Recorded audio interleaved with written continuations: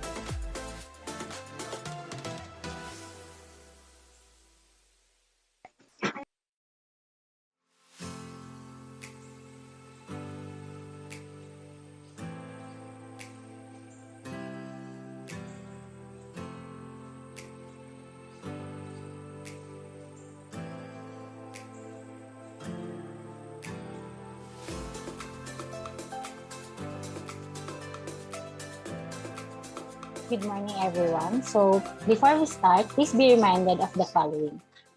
Please make sure to mute your microphones and turn off your video to prevent interruptions at all times. Second, don't use foul words. Third, raise your hand if you have any questions. Lastly, be respectful towards the speakers. And for any technical issues, kindly use the comment section. All questions and clarifications will be entertained during the Q&A session. After all, enjoy today's full learning event. Good day and welcome, everyone. I am Juna May F. Abalion. And I am Francesca Fajardo, your Masters of Ceremony. A quick reminder to everyone that this event is recorded for documentation purposes. Also, we will be flashing out 3 participation codes throughout the event. These codes will be used to fulfill the evaluation form for your e-certificates. All right, good morning, everyone. So, I know most of us here hate Monday, but why don't we start this week full of fun and learning? Exactly. We have anticipated long enough for this day to come. But as they say, anticipation comes with efforts and sleepless nights, especially for the people behind this event, right? So what are we waiting for? If you have any questions for the speakers, type them in the chat box below and we will facilitate it for you. Lastly, sit back, relax, and enjoy the webinar event.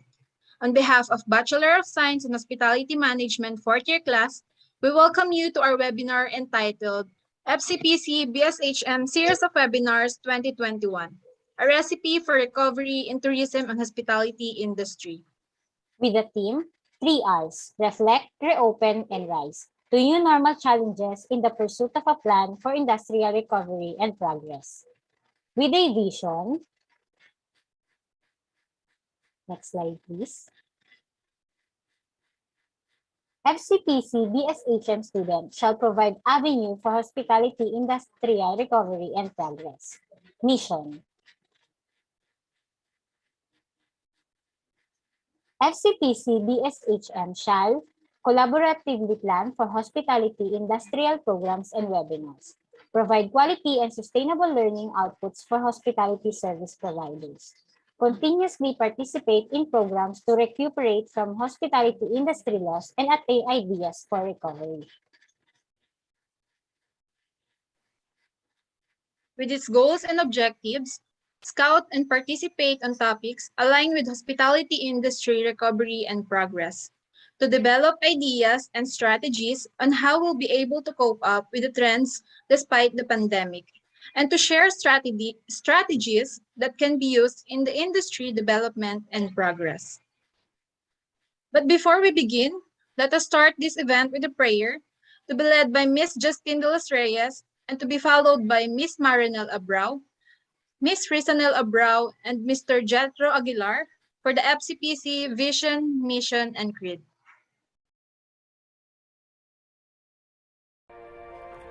Let's place ourselves in the presence of the Lord. Heavenly Father, we thank you for another day of learning that you have given us. We offer everything to you during this webinar. We ask that you continue to guide and help us from the start up to the end of this event. We pray that all things will become good, from the technical committee, internet connection, and also give the speakers knowledge that can be shared to everyone that is with us at this time. Please guide us in all our endeavor. Give us an open mind to know what is true and an open heart to love what is good. For your greater glory, in Jesus' name we pray. Amen. Mga kababayan, ang pambansang awit ng Pilipinas. Kayang magiliw, pero sa silanganan, alam ng puso, sa titik mo'y buhay. Lupang hinirang, kuya ka ng magiting, sa manlulupin, di ka pasisigiw, sa nagagang tutok sa simoy at sa langit mo pagaw, ay hinagang tulang awit sa pagkayang minamahal. Ang isang ng matawad mo'y tagumpay na nag-iibig, ang bituin at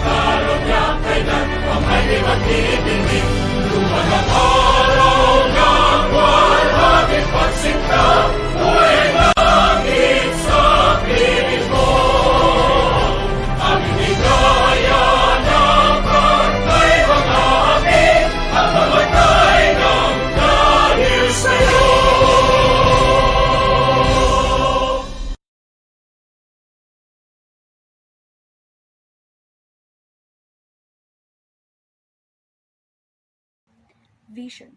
First City Providential College shall be a world-class university for a lifelong learning. Mission. FCPC shall offer relevant and multidisciplinary academic program to produce lifelong learners who are globally competitive and socially responsible professionals. Produce viable researchers for local and international publication and utilization. Implement collaborative and sustainable community extension services.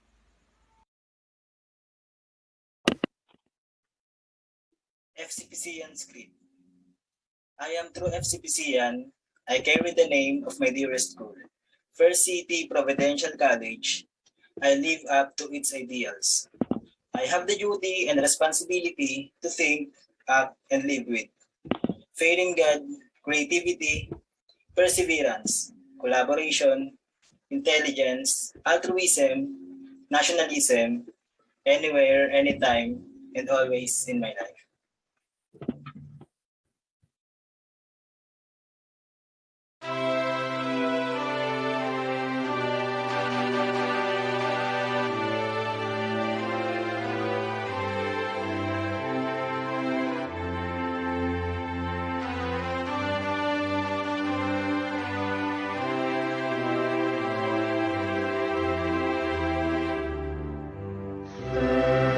City Provincial College, fair fountain of light, your children lead over thee, our hearts sincerest thanks, and ordinary goal, rising calmly from such change, those earthly virtual precious gem, like brightest loving hands, to this beacon be our loyalty, let this be our song of purity, though how long and far we soar, your memories flames linger on. We will sail to bright destinies, though perilous story seas, singing bravely and melody. Our voices proudly sing.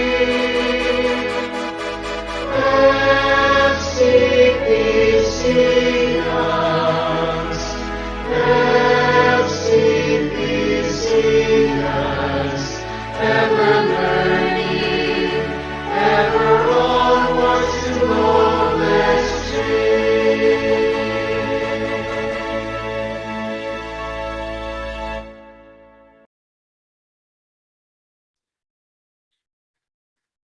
Okay, partner. So there are no adjectives Recording we in can use progress. about how hard this unnatural is.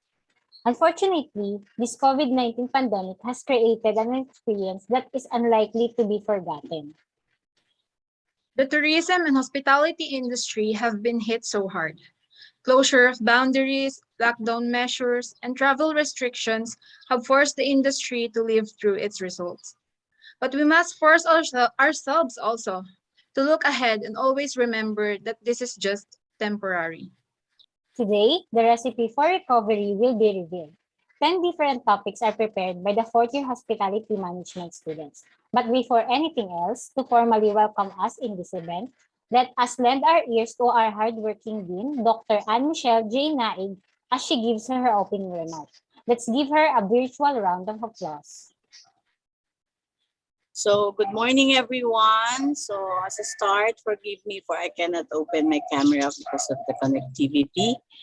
But in advance, and as a good start, and as a positive start, I would like to congratulate the fourth year BSHRM for this series of webinars that you have continuously provide to our BSHM and BS Tourism Management. This is a way that you can help your kapatid for them to be equipped with the new trends, with the new policies, guidelines. That's why, di ba, yung inyo pong theme is to revise. What is that? Okay, would you like to remind me, Juna, the 3 R's? It's The reflect, reopen, reflect, and rise. reflect, reopen, and the last one, sorry, Rise po. rise. Okay, so reflect, reopen, and rise. So these 3 R's is very inspiring to all hospitality service providers and students, because it is a way of not just equipping your knowledge, but being more aware of what is really happening in the industry, and how would you be able to embrace and adopt the new normal. Actually, hindi na nga daw new normal yung tawag ngayon, because normal na siya. We are continuously and we are step by step really embracing the reality. If you can see, before last year, way back 2020, we're not ready about this virtual. Everybody is in chaos. Everybody is panicking because you really don't know what to do because of this virtual class scenario. But unfortunately, because of the guidance of the school, of the administrators, the execution of your faculty, we made it. We are really enjoying it right now, and actually nahahati na po yung perception ng everyone, because some are really in favor of having a face-to-face and some are not in favor kasi because of practicality reasons, because they were able to do multitasking. They can attend class, they can attend work. So unlike before in face-to-face, but honestly, I would just like to share, according to CHED, we are allowed to have a face-to-face, but it is more on laboratory subjects only, and tentative, that would be next year, if we will be able to prepare everything that is needed for the laboratory. So magandang balita siya. But going back to this webinar, I'm so happy that everybody tumataas na yung bilang, nagsi-61 na. So with all the students who are listening right now, please tell your classmates to in the Zoom link and attend this webinar, because it's not just because of the attendance, because I will be requiring it before I sign the clearance. Because if you can remember po, during the orientation, I give emphasis on students to attend webinars, to attend meetings na ipapatawag ko or gagawin ng COBM, and this series of webinar will be part of that requirement. So for all the students who are listening right now, please message your classmates, tell your friends to attend, because if they will not be having the certificate after this, I will be requiring them to do an additional work. Yan. Bakit po? Because nga, I want everybody to have this chance to listen to the new trends, to reflect, reopen, because I do believe and I am very confident that your ate and kuya in the 4th year BSHRM would really share something for you to be aware of everything. So I will not prolong, because I know I'm taking too much time, and I want everybody to have this chance to listen, because they are all great speakers. That's why in advance again, 4th year BSHRM, congratulations. And for the participants, enjoy, learn, and sama-sama pa rin po nating suportahan ng isa't isa. Diba? Mabuhay po ang College of Business Management. Go BSHM and BS Tourism Management. Once again, thank you everyone, and always keep safe. All right.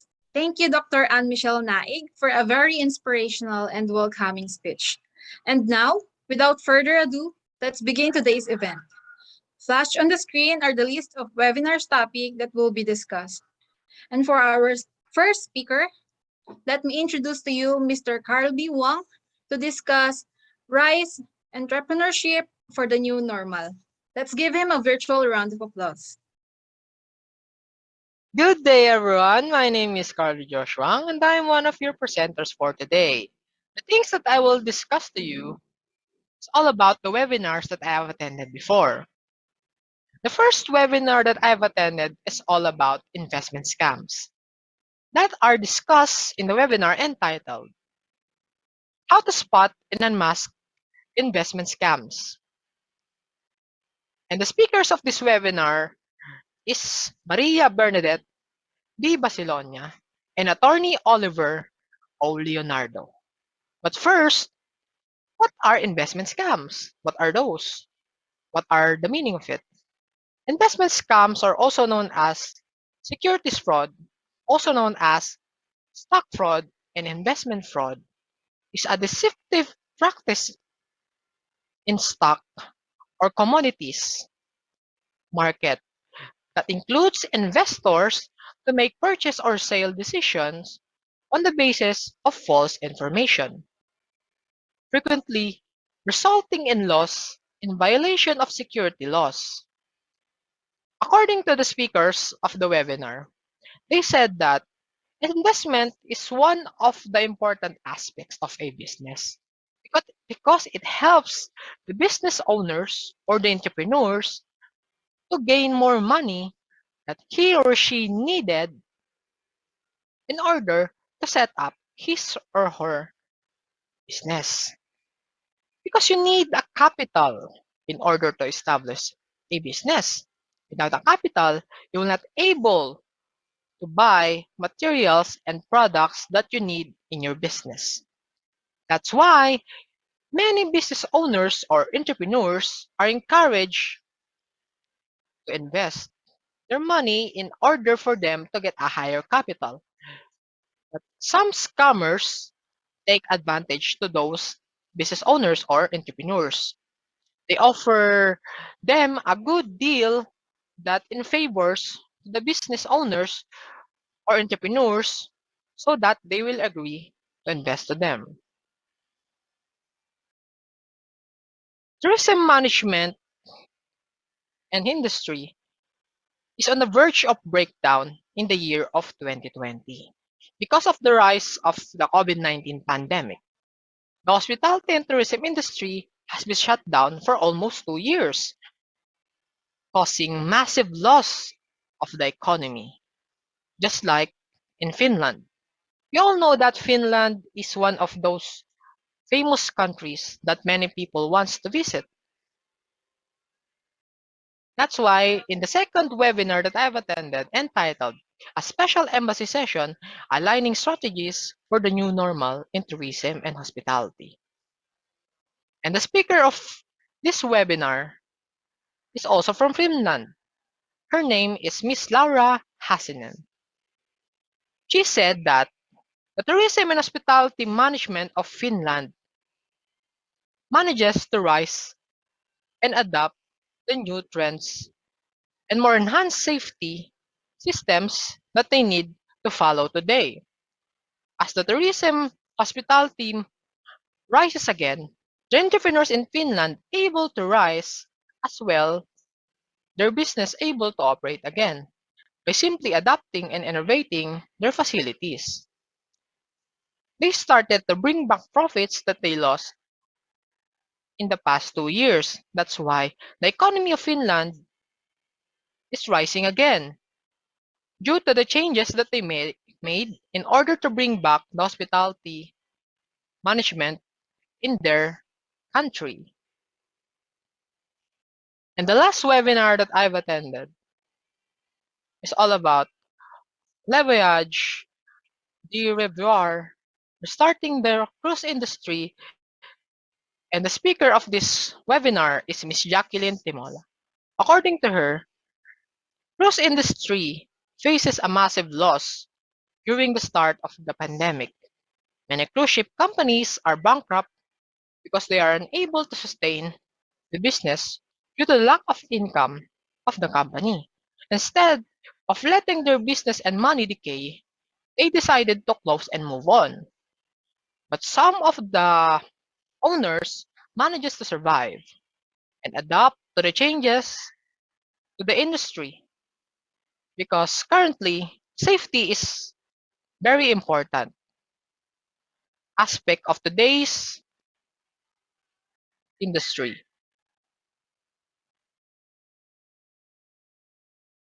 Because of the threat of the COVID-19 pandemic, that's why they improved their safety measurements in order to follow the rules of the government. It also shows how owners of cruise lines companies are able to come back from their losses because of the unexpected arrival of the COVID-19 pandemic. That's all. Thank you.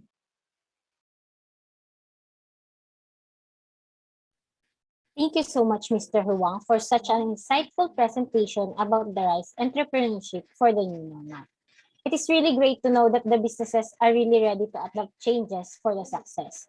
Once again, thank you, sir. And now, let's give him a virtual round of applause. So, okay, partner, before we proceed to our second speaker, we will be having our first game. May I call Miss Kate Cardona, our head of treats and token team. Thank you, Miss Juna. Hi guys! Okay, so ready na bang lahat? Type yes if ready na kayo sa ating unang game. Sayang din to pang shopping nyo kasi malapit na ang 12/12 sale. Lalo na sa mga nagpapabudol dyan. So before tayo mag-proceed, we will explain to you our mechanics of the game. So guys, here's the mechanic of the game. Alam ko naman na familiar tayo dito and this is very simple. We will display 4 pictures linked by one word so the player's aim is to work out what the word is from a set of letters given below the pictures. So, the price is worth 50 pesos that will be sent on your GCash. So, ready na ba kayo?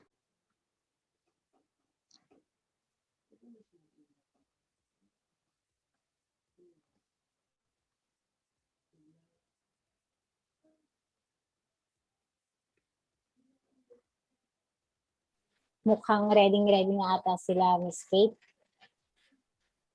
Okay, so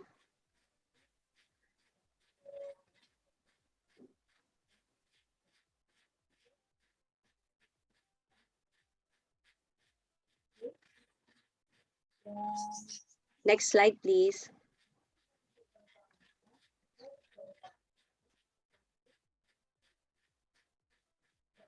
Okay, sabi ni Miss Ashley Bagarino, safety protocols daw.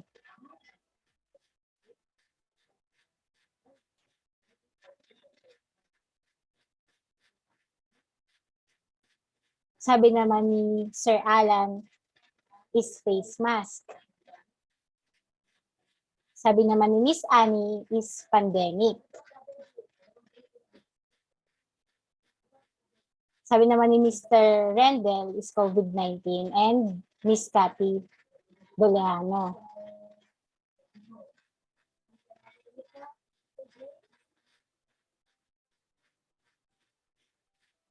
So sabi naman ni Miss Ashley, is swab test daw.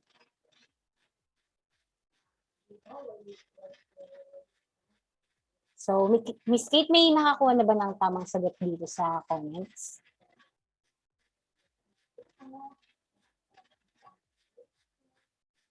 So far, wala pa. Okay guys, so far wala pa daw po nakakakuha ng tamang sagot.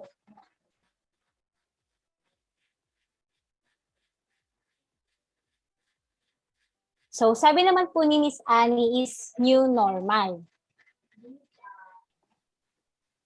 Okay, tama si Miss Annie. Ang tamang answer is new normal. So, congratulations to our winner. To claim your prize, please send me a message here in Zoom and provide your name and GCash number. Thank you.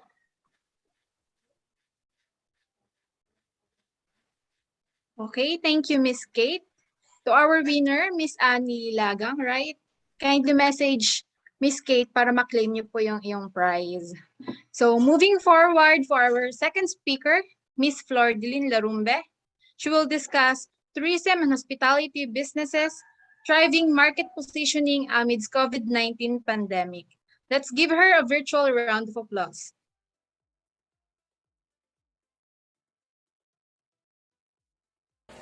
A pleasant day to each and everyone, especially to our viewers who allotted their precious time in listening in today's re-echoing of webinar.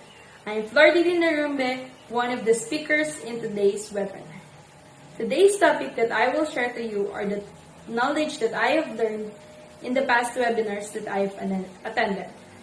And before we start, I would like to acknowledge Ms. Beatriz Canedo and Mr. Paulo Javier Quinto for the knowledge that they shared through webinar that I will going to discuss to you in today's re-echoing of webinar.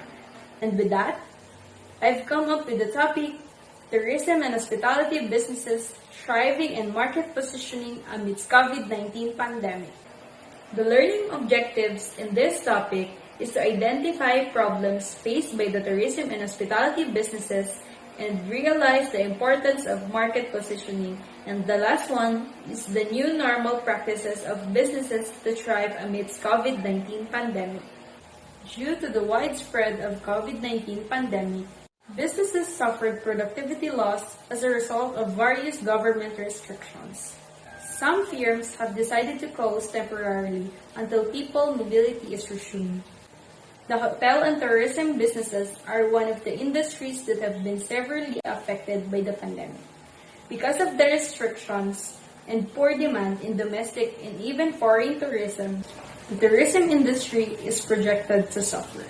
The number of guests and hospitality businesses entering their establishments has decreased, forcing businesses to lay off employees and make workplace cutbacks as a result of the pandemic.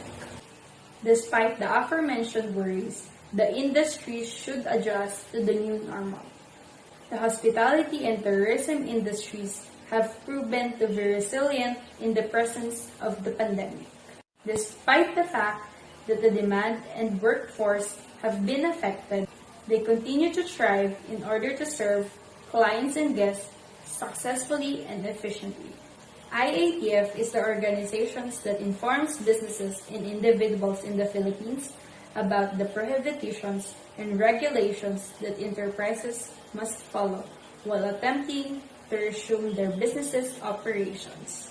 To make the guests and clients feel comfortable when they are arriving at the hotel and venues, owners must protect their personnel by vaccinating them and keeping them healthy through vaccinations and negative viruses tests.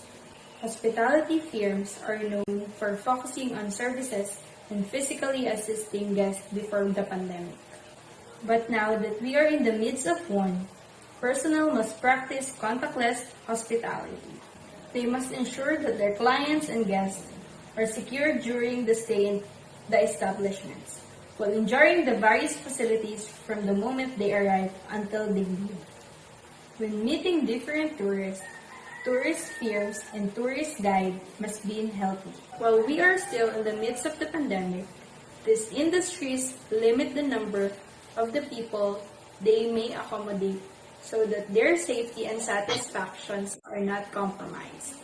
We all know that tourism and hospitality businesses still have a hard time to thrive in the market, even though they are obeying IATF protocols. The problem that they need to address it is the market positioning. Market positioning is a proactive activity that we perform to develop a brand's or product's image in the minds of the customers. Tourism and hospitality businesses should reassess their marketing mix, advertise that they are COVID-free business, and to add value to their offered services to regain their market share in the industry. To conveniently position their business in the market, they must understand the current marketing trend, which is digital marketing. Developing a relationship with the customers as well as the potential customer or clients is the goal of digital marketing. Businesses can also use this internet platform to advertise online and acquire more clients. As a result, many individuals may be aware of their hotels, restaurants, or tourist attractions, and they may be on their list of their locations to visit where their families, special someone, or friends. Using social media to promote your business is less expensive than using traditional marketing methods that business utilized prior to outbreak of COVID-19. To have a successful market positioning, hospitality and tourism enterprises should put up a strong effort in their advertising. It is clear that we have entered a new norm. and it will never be the same as we known have in the past. We always have to comply with the safety and healthy protocols. Customers who change their demands and the types of service they want to experience, and businesses that demand to be available online. Hospitality and tourism businesses is very important in our economy.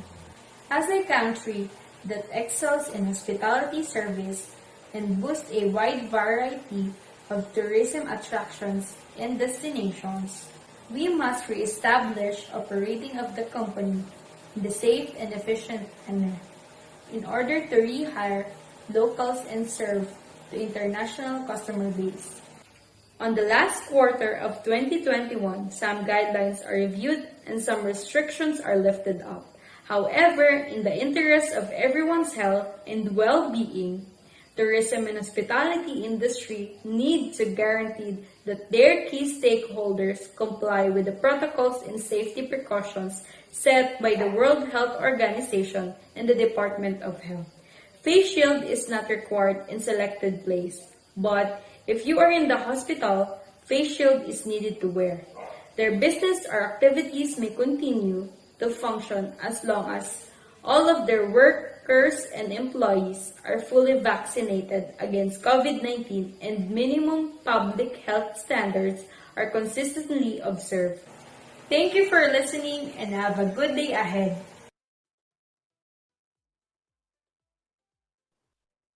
Thank you so much, Miss Flordilyn Larumbe. You know what, partner? We can see that the tourism and hospitality industry are doing their best to cope up in the current situation. May mga business na nagsara, may mga nawalan ng trabaho dahil sa pandemya, pero hindi doon natatapos yung laban ng ating industriya at ng mga tao sa likod nito. Aside from that, napakalaking parte rin talaga ng social media, no? Kasi dahil dito, mas nagamit ng mga, ito yung nagamit ng mga business para ma-reach pa rin nila yung kanilang mga consumers kahit na ganun na yung sitwasyon. So now, for our third speaker, let me introduce to you Mr. Arvin Barba to discuss guidelines on a healthier consumer and the stability of the company during COVID-19 pandemic.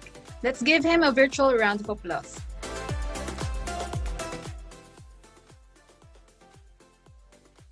Good day, my name is Arvin Ian M. Barba, and today I'm about to discuss the guidelines of a healthier consumer and the stability of a company during COVID-19 pandemic. So, from the past webinars that I have attended to and from the Philippines Women's University, the topic that I have gathered from them is knowing the two types of food. What do you mean by good food?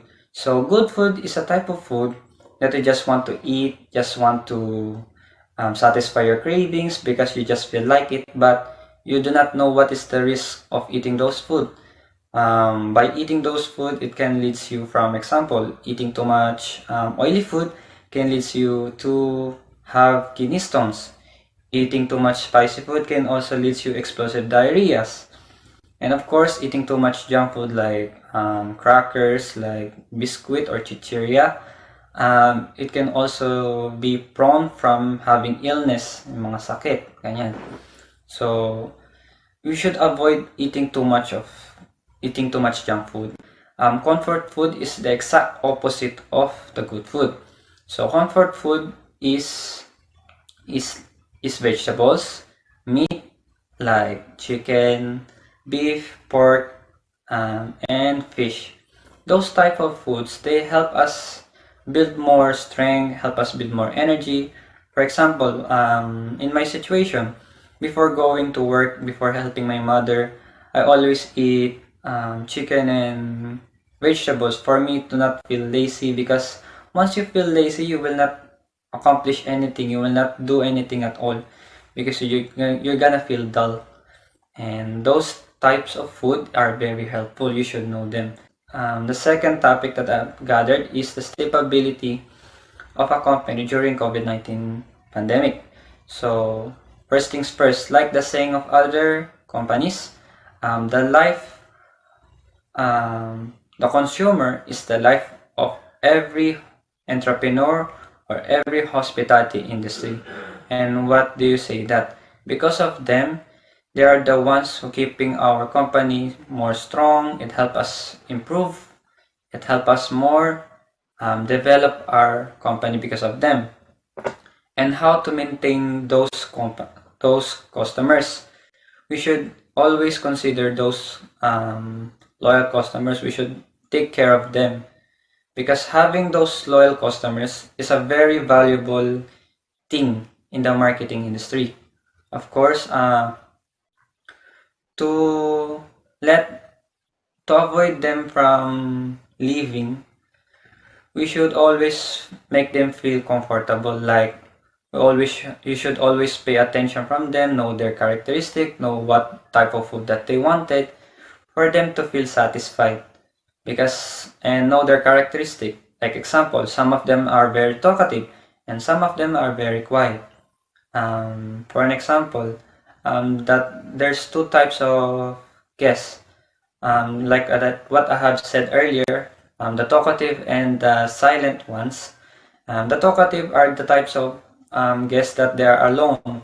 They don't have someone to talk to at home. So they wanted to have a friendly conversation outside their homes.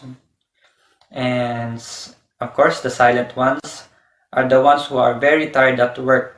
They just want a peace of mind. They just want to eat food peacefully. So you should always know those types of guests. And next is knowing your competitors. That's the most very important steps when keeping stability during COVID-19 on your company.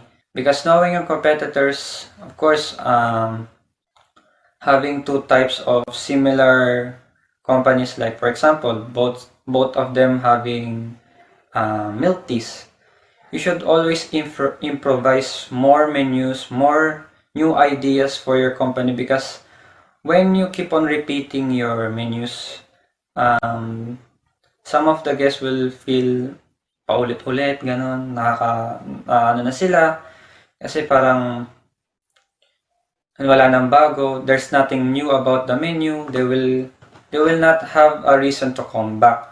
So always consider those tips. So that's all. That's the topics that I have gathered from the past few webinars that I have attended to. So thank you and God bless. Thank you so much, Mr. Arvin Baba, for sharing your extensive knowledge about guidelines on a healthier consumers and the stability of the company during COVID-19 pandemic. But before we proceed on the next speaker, flash on your screen is the first attendance code for the evaluation. Take this time to screenshot, for it is a requirement to claim your e-certificates. Be reminded that this is a one-time opportunity, and also be aware that the codes is in caps lock with the hashtag FCPCWEPINAR. Thank you. And now, moving forward to the fourth speaker, Ms. Queenie Lazaro, to discuss how to become a successful entrepreneur in virtual times during pandemic. Let's give her a virtual round of applause. Thank you, Mr. Barba. So for our next topic is about become a successful entrepreneur in virtual times during pandemic. So I will introduce myself first. My name is Queen Lazaro. The majority of the webinars I've attended have been about how businesses might handle pandemic challenges. The first one is getting your business online. The organization that organized this webinar is Go Digitalization. It is basically about how you will start your business with the help of the new trends online. Miss Crisia, the speaker, stated that we must first identify possible products that we may offer to customer online, as well as unique things that could still be beneficial in a pandemic. Of course, adding the business on the map will boost overall exposure, as people will know the address, whether it is closed or not, and we will be able to see more information. It is basically simple to communicate with customer online, but we must be responsive at all times and monitor unfavorable comments or reviews about our products and services. We must be aware of and attentive to the issue in order to rapidly resolve them. Lastly, we need to understand the necessary offline linkages so that we may continue to create ways to attract huge customers. The second webinar that I've attended is about product development, its challenges, and opportunities amidst the pandemic. The webinar is simple yet very enlightening and comprehensive regarding to the topic. Ms. Juan Majola, the speaker, mentioned that before developing a new product, we must first develop ourselves in order to manage our firm more efficiently and effectively. We must be optimistic and take advantage of the fact that we may create a variety of tactics to keep up with or adapt to the changing environment. Miss Angelica de los Santos Javier, the other motivational speaker, spoke about her experience when her friends create a partnership business during the pandemic. Entrepreneurship in the new normal was difficult, but they overcome it by strategizing and analyzing the problem in their environment. Their business is milk tea because they love drinking it and want to start their own business out of it. They want to create their own flavor and make it outstanding from their competitors. They establish vision, mission, and goals that help them focus and grow their company. It has become popular as a result of its utilizing of various social media platforms to connect with a broader audience. They also find a mentor to guide them for other ideas, opinions. They even made a list of potential challenges they might encounter so that they can easily prevent them. Thank you for listening. I will pass the virtual floor to Mr. Rendell Parado. Thank you so much, Ms. Lazaro, for sharing a very informative topic. We can notice that many online businesses were established when the pandemic started. Most of them switched from a regular dine-in business to delivery to still provide service and products to their consumers. And it is very challenging since there are many adjustments and protocols to follow. We are grateful to have you, Ms. Queenie Lazaro, for giving us many ideas and tips on becoming a successful entrepreneur in virtual times during pandemic. So moving forward to our fifth speaker, Mr. Rendell Parado, to discuss a responsible traveler for a sustainable tourism. Let's give him a virtual round of applause.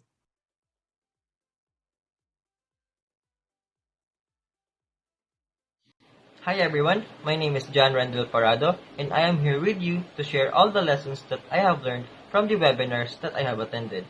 Today, my topic is all about a responsible traveler for a sustainable tourism. Responsible traveler. According to Mr. Jade Fortis Pulong Barit, a responsible traveler should be, first, being socially and culturally aware and understanding of your effect on the place. Learn about the destination, its culture, and its ecology. Traveling is best enjoyed when you have prior knowledge of the things, places, and activities that await you when you reach your destination. Second, boost the sustainable development of nature and destinations. Write about your trip on your blog and share photos with friends and network via your social media accounts like Facebook, Twitter, Tumblr, Instagram, and any other social medias that you have to encourage them to have the same positive experience. And number 3, enjoy and respect. Now here are the tips to be a responsible traveler. First, support local businesses. Second, be conscious of your wastes. Third, respect the environment. Now moving on, sustainable tourism. According to Ms. Berjanet Chi, sustainable tourism is needed to maximize the positive impacts of tourism. Now, here are the habits we need to stick with if we want to travel more in the future. First, switch off and unplug.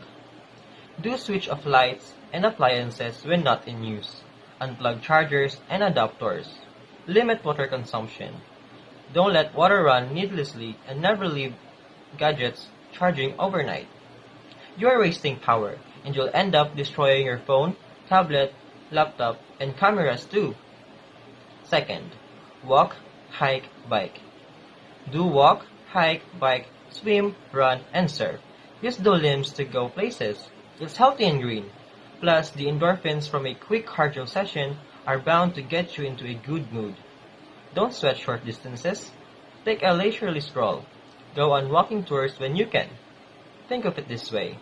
Every step you take towards your destination is a step towards sustainable tourism. Number 3. Go plastic free. Do invest in refillable tumblers, cutlery, and metal straws. Basically, anything you can reuse. And make sure you don't lose them so you won't have to keep on repurchasing these items. Moreover, refuse single-use plastic politely when it's offered to you. That way, you can let establishments know that you are making a stand too. Wash your hands thoroughly, frequently, and efficiently. Do save water. Don't let the precious liquid run unnecessarily when not in use. Did you know that in some parts of the world, water is inadequate? The fact that you are able to have clean, running water anywhere in the Philippines is already a blessing. Don't take it for granted. Use an air dryer when not available or carry a personal quick-dry towel or hanky, which you can wash and disinfect at the end of the day. That's all. I hope that you learned something that you can use when traveling soon.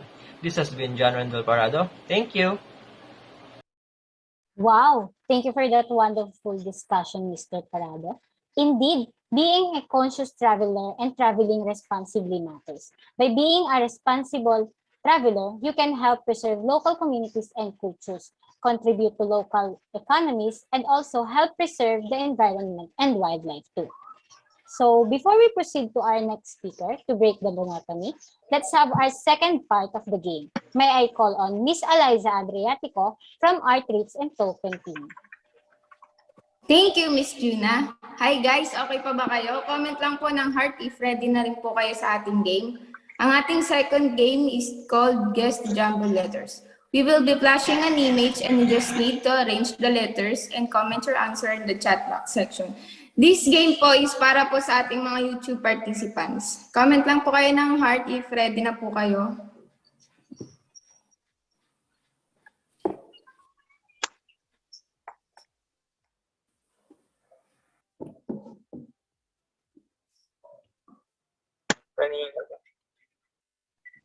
Para po to sa mga YouTube participants po.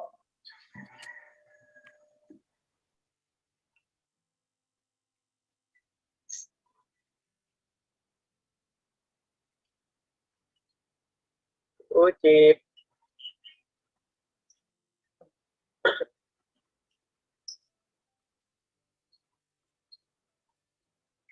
So guys, wala na.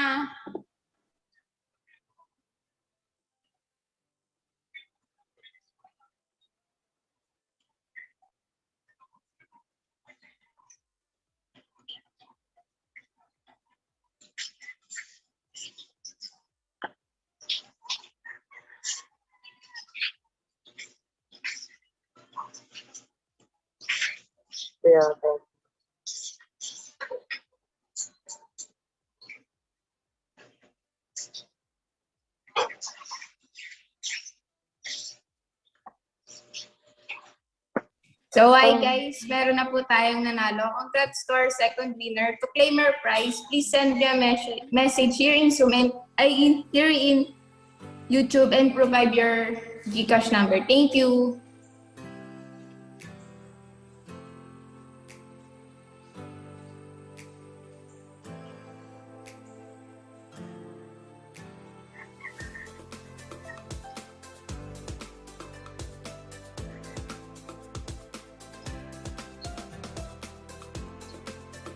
Alright, thank you, Miss Eliza. And now moving forward, let's welcome to our sixth speaker, Miss Monterde, to share her insights on surviving the COVID-19 apocalypse, key employment and bankruptcy issues for small businesses. Let's give her a virtual round of applause.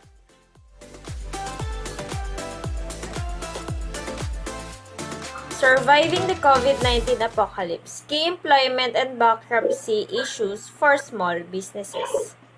So here's recovering from financial setbacks can be challenging, but maintaining optimism is an important strategy. Some people say that optimism don't need facts. This deals with the prospecting process. Yes, there are concerns with the COVID-19 variants and the responses from the government and inflation and other challenges. But what's new? With a positive attitude, you can overcome any challenges. Work on staying positive. Number one is keep your mind open. When things are in constant flux, don't get stuck. Listen to ways that can improve your situation. Allow yourself to have bad days. It is unlikely that you can maintain a positive outlook 24 hours a day. Some things happen to disrupt your business and make you feel certain ways. Just allow yourself to feel those things and then move on. Making a list of things you can manage. The following things while much of what happened during the pandemic was out of your control. It is helpful to remember that there are always some things you can manage. Do what you can and don't focus on what is beyond your control. We all know that the coronavirus pandemic has been brutal to small businesses. Closing your doors permanently may not be your only option. They will do whatever they can to stay afloat. But is the mountain of debt that they are facing is so large that they know that it's a real possibility, then the earlier they get organized, the better. In many cases, owners are raising in order to afford cost-lier employees. So this is the ways to protect your small business or startup during the coronavirus pandemic. Number one, put health and safety first. If you are a sole proprietorship, prioritize your health first. Limit your travel and maximize home office communication and collaboration tools. If you have employees, keep them informed of travel restrictions, government announcements, and offer them work from home options. If that's not a possible in your business is considered essential, take steps to minimize virus transmission risk at your place of work. This includes social distancing, splitting shifts, and frequent sanitation. It's also wise to establish procedures for staff to report if they are feeling unwell, are absent, if they are suspected exposure to coronavirus or infection. Number two, assess the impact on operations. What will happen to your business during this crisis? To help you answer that question, run best case and worst case scenarios and develop contingencies plans for each. Include your time frames in your assessment that consider the impacts of the pandemic. If it becomes a 3 months, 6 months, or 1 year problem, for example, if critical personnel becomes sick or had to look after family members, how will your business accommodate these changes? Try to identify others who can step in and learn key tasks such as retired family members or independent contractors. Number three, reach out, develop a communication plan to reach out to your clients, partners, suppliers, investors, and other stakeholders. Keep them of your business policies at this time. Any changes to operations or new ways you can serve or collaborative with them. Number four, be ready to adapt. COVID-19 is changing our life in ways and a scale we could never have imagined. The business plan you had 90 days ago is not what it's today. You need a plan to adapt and reconfigure your business for each stage of this crisis. If it's a short-term problem, then cutting costs and other variable spending like marketing, new hires, and travel may help you through. Number five, Evaluate your finances. An emergency or contingency plan should account for financial risks and impacts. Regularly update and track your cash flow forecast and look for opportunities to reduce non-critical expenditure. Also, review your accounts, receivable and assets. Any credit risk? Do you have a financial safety net that you can draw on? Many business owners have savings they can draw on. Another option is to secure a business line of credit before you need it so you can draw on funds during a disaster or pandemic. Alternatively, consider small business financial assistance programs to help you cover business expenses such as those administered by the Small Business Administration. Number 6, stay on top of the fast-changing compliance landscape. If you operate on business, keep an eye on shifting developments at the government level that directly affect your work, such as filing documents and turnaround times. Many Secretary of State offices have eliminated expedited services while others have removed or greatly restricted counter service. Number 7, be prepared for the light of the end of the tunnel. With your employees safe and healthy and your operational and financial impacts mitigated as best you can, take stock and think about how you successfully restore operation when the COVID-19 pandemic is over. In immediate impact, look for ways to support your client needs or diversity your products and services during this time. For companies are keeping revenue flowing in creative ways, some are helping clients in vulnerable age and health groups by doing their grocery rent. Others are finding new clients among at-risk groups or family with homeschooled kids who are suddenly in needs. It's hard to look and plan too far ahead. However, if the pandemic and lockdowns continue for several months to a year, then you need another contingency plan. One that looks at renegotiating fixed expenses, cutting benefits, even layoffs. This is likely to be a life-changing event that could bring a wealth of new opportunities for startups and small business owners. Look for immediate gains like renegotiating to ensure you have healthy cash flow and safety net going forward. None of us knows what's coming next or if we'll face a pandemic like this again in our lifetimes, but it pays to have a plan to bring your business through emergencies like COVID-19 and ensure it's in a strong position for recovery when it has passed.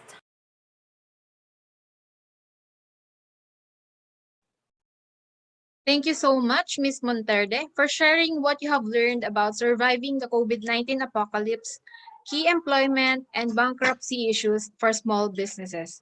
And now, for our seventh speaker, Mr. Ronnie Benaventura, to discuss Improve for the New Normal. Let's give him a virtual round of applause. Good day everyone, I'm Ronnie Benaventura and today I will discuss the Improve for the New Normal. Clean ready due to pandemic. Because due to pandemic, people nowadays are scared to stay in hotels, so you must assure them that they are safe in your services. The first thing you will do is the Vaccine Ready campaign. Make sure that all associates receive opportunities to get vaccinated for organizations to reach herd immunity. Herd immunity occurs when a large portion of community becomes immune to a disease, making the spread of disease from a person to person unlikely. As a result, the whole community becomes protected. The next is ensure the safety of all guests. Service and sanitation training. This is for the employees to know how to give the assurance of their guests that they have safe services. Enhance guest experience. The example of this is a smile goes a long way. Make it easy for your guests to get in touch. Provide free and fast Wi-Fi. Manpower management. Putting the right number of people at the right place, right time, doing the right things for which they are suited for giving the customers expectations. Guest experience. Personalizing guest experience. Place yourself as a guest for you to think what's the best plan to give guest satisfaction. And also, technology is enhancing staff and guest communication. Improve process. Fast and efficient. Example of this is keyless check-in, express checkout, and electronic welcome letter. Best way to give customer satisfaction are found in actual experience in the work environment. The first is earn trust. Deliver what you commit and be reliable. Manage expectations. This is the same in earn trust. Communication. Listen and paraphrase. Professionalism. Be a solution provider. And next is ethics. Earn respect. And for the last is be the total package. You have product knowledge, people knowledge, and market knowledge. And lastly is the help of social media for your business. The benefits of social media for your business is that you build brand awareness, interact closely with customers, educate your customers, launch promotions and special offers. The stage of building your brand awareness are you create interesting and useful content. It will increase your followers and the awareness becomes stronger. There are different types of customers interactions. The customers that feel satisfied, ask questions, give inputs, and give complaints. Tips to leverage Facebook for your business. Post short videos on FB story, pin posts to display the post on top. Before that, you have to learn your social media target. Identifying the market on social media, this is the gender, age, and occupation. Creative content. You have to be creative on special days like New Year, Valentine's, Ramadan, Halloween, and Independence Day. Focus on quality over quantity of content. Edit the content creatively. Animation and video are prepared to written content. Maintain good relations with customers. Optimizing social media for your business during COVID-19 because there is an increase of 65% in the usage of social media during the pandemic. And lastly is the strategy to optimize social media during COVID-19. Create posts that spread positivity, show your sympathy, and always answer questions and comments. That's all for today. Hope you learned something. Goodbye and thank you. Thank you, Mr. Benaventura, for sharing the information with us regarding the improvements for the new normal. It was very informative, especially in times of pandemic. Up until now, our industry has thought that we will have to accept this situation as new normal and begin implementing these measures for the recovery. We are now living in this situation where we must act quickly and socially responsibly while always looking out for the safety of our guests and employees. Yes, partner. And right now, we will move on for our second participation code. Please make sure guys na may-screenshot nyo siya dahil isa siya sa magiging requirements to claim your e-certificates. And please be aware also that our second participation code is in the caps lock #3Rs. Thank you. And now, partner, allow me also to introduce to you, moving on to our 8th speaker, Ms. Juna May Abilion, to talk about sustainable hospitality and its benefits for future generations. Let's give her a virtual round of applause.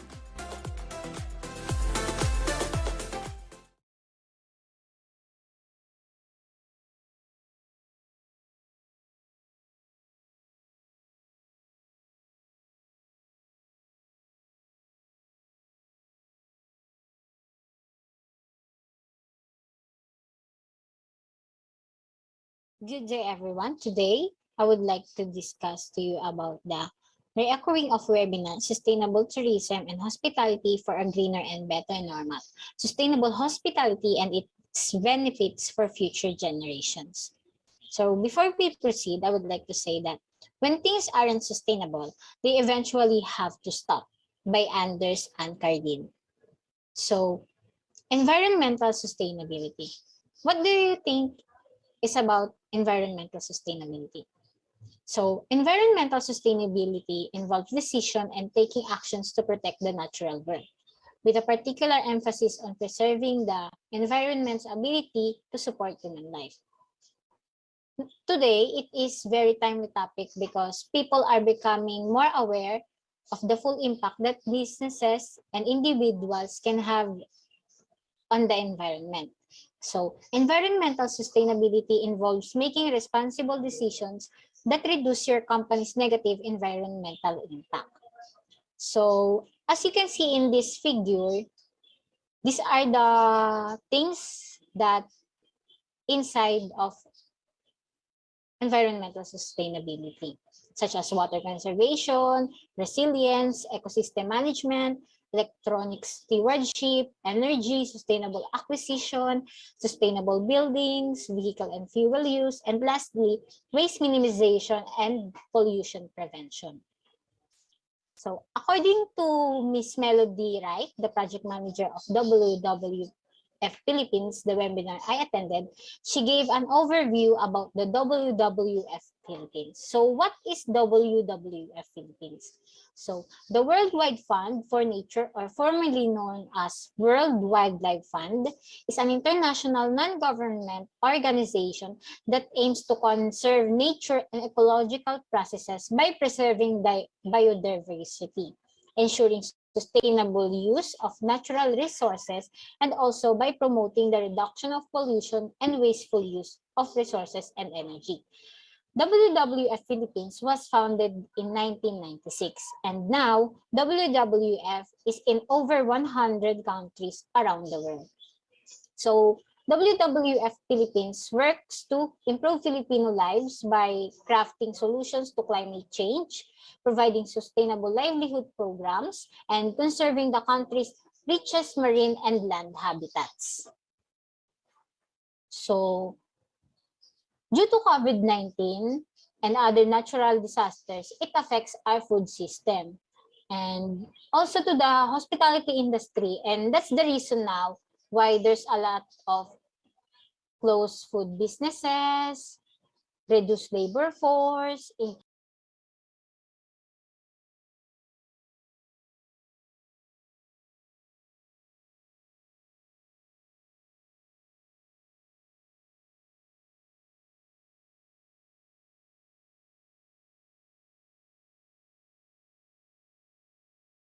Good day, everyone. Today, I would like to discuss. Also, hospitality leaders can incorporate other current and emerging trends into their sustainability strategies, such as eliminating single-use plastic. So, it means we need to avoid necessary plastics. So, ayoko ng plastic. As much as possible, refrain from using plastic. We need to use, di ba, marami ngayon na gumagamit like ng eco bags, ganyan. So, next thing is purchasing green cleaning supplies. So, such as detergent powders or detergent liquid, ganyan. And also, the mosquito repellents. So, as you can see in this picture, so, ipapakita ko, yung product na to is product ng human nature. So, as we all know na yung human nature is nagpo-promote sila ng mga eco-friendly products, which is very good kasi nakakaiwas siya sa mga chemicals, ganyan. Tapos, okay rin siya sa kalusugan natin. Hindi natin malalanghap yung mga chemicals na sobra-sobra yung damage sa katawan natin. And then also, developing recycling programs. Ito, as you can see, the plastic, kung familiar kayo doon. Yung plastic is Balik Plastic Bottle Project sa Negros Occidental, which is yung mga plastic bottles, kahit anong plastic bottles ng bottled water nyo, ng mga pets nyo, yung mga lagayan ng mga shampoo ng mga pets nyo or anything basta bottles na plastic. Ginagawa nila yan into mga items such as bags, gumagawa rin sila ng mga parang basket, vase, gamit yung straw, yan. And then, creating paperless environments. So, ngayon, dahil sa technology, modernization, marami ngayon yung mga company na nag-a-accept ng mga mobile bills, di ba? Nag-accept sila ngayon mga mobile, pati mga payments, tapos mga receipts, e-receipts, yan. Ganyan na yung mga inaano nila ngayon, mga ginagawa.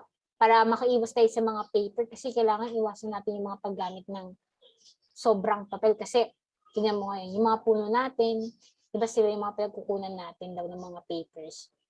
Kaya mahalaga na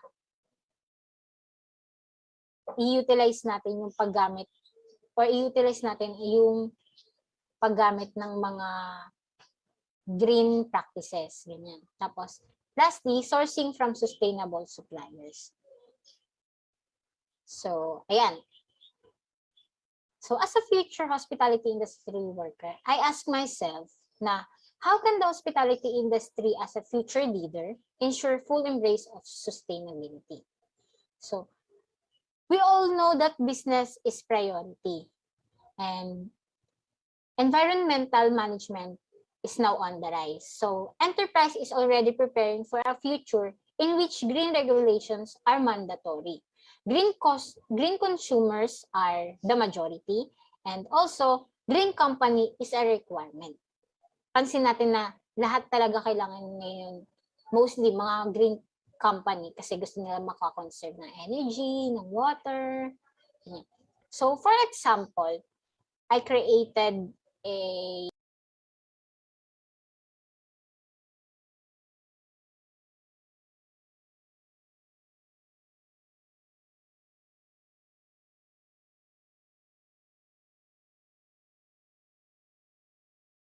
Yan.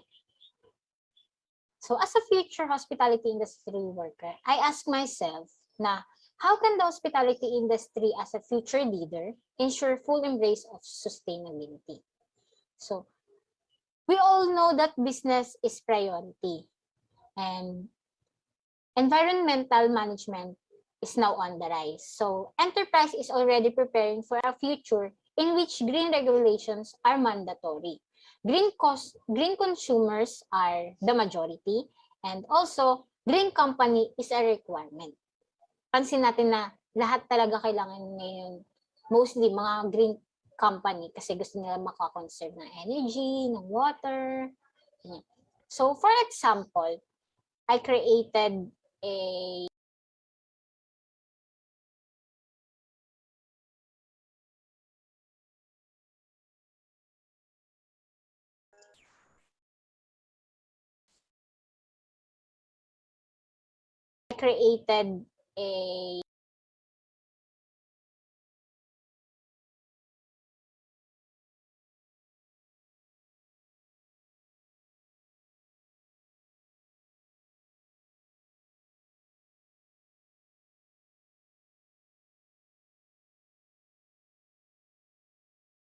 that can help the future generations in the industry. So, sustainable tourism can really help because it reduces energy consumption, minimizes damage to environment, and also it is a proven cost-effective. So, because of that, if I build the Green Tree Towers, for me, it's not just a home, but also a way of life. And for that, practicing sustainability in hospitality really comes with many benefits. Aside from attracting more customers and responding responsibly to what many consider a moral imperative, in light of the current climate crisis, sustainable initiatives offer hospitality business incentives too. And so that this is the end of my discussion, and I hope you learned a lot. And that's all. Thank you. Thank you, Ms. Juna Abellion, for that very informative discussion. I think after what happened or what we experienced when the pandemic hit us, our industry is now more resilient and sustainable. And now to our second to the last speaker, let me introduce to you Mr. Giancarlo Bisquera to discuss strategies on how to maintain customer loyalty in the hospitality industry. Let's give him a virtual round of applause. Good day everyone, I am Giancarlo Bisquera and I am one of the 10 speakers for today's webinar. My presentation for today was basically from the past webinars that I have attended, and with that, I have come up with the topic, strategies on how to maintain customer loyalty in hospitality industry. But before anything, I would also like to give credits and acknowledgement to Sir Fabian, Sir Pineda, and Ma'am Rosales from Invest Balanga. Before anything else, what is customer loyalty? Customer loyalty describes an ongoing emotional relationship between you and your customer, manifesting itself by how willing a customer is to engage with and repeatedly purchase from you versus your competitors. Loyalty is the byproduct of a customer's positive experience with you and works to create a trust.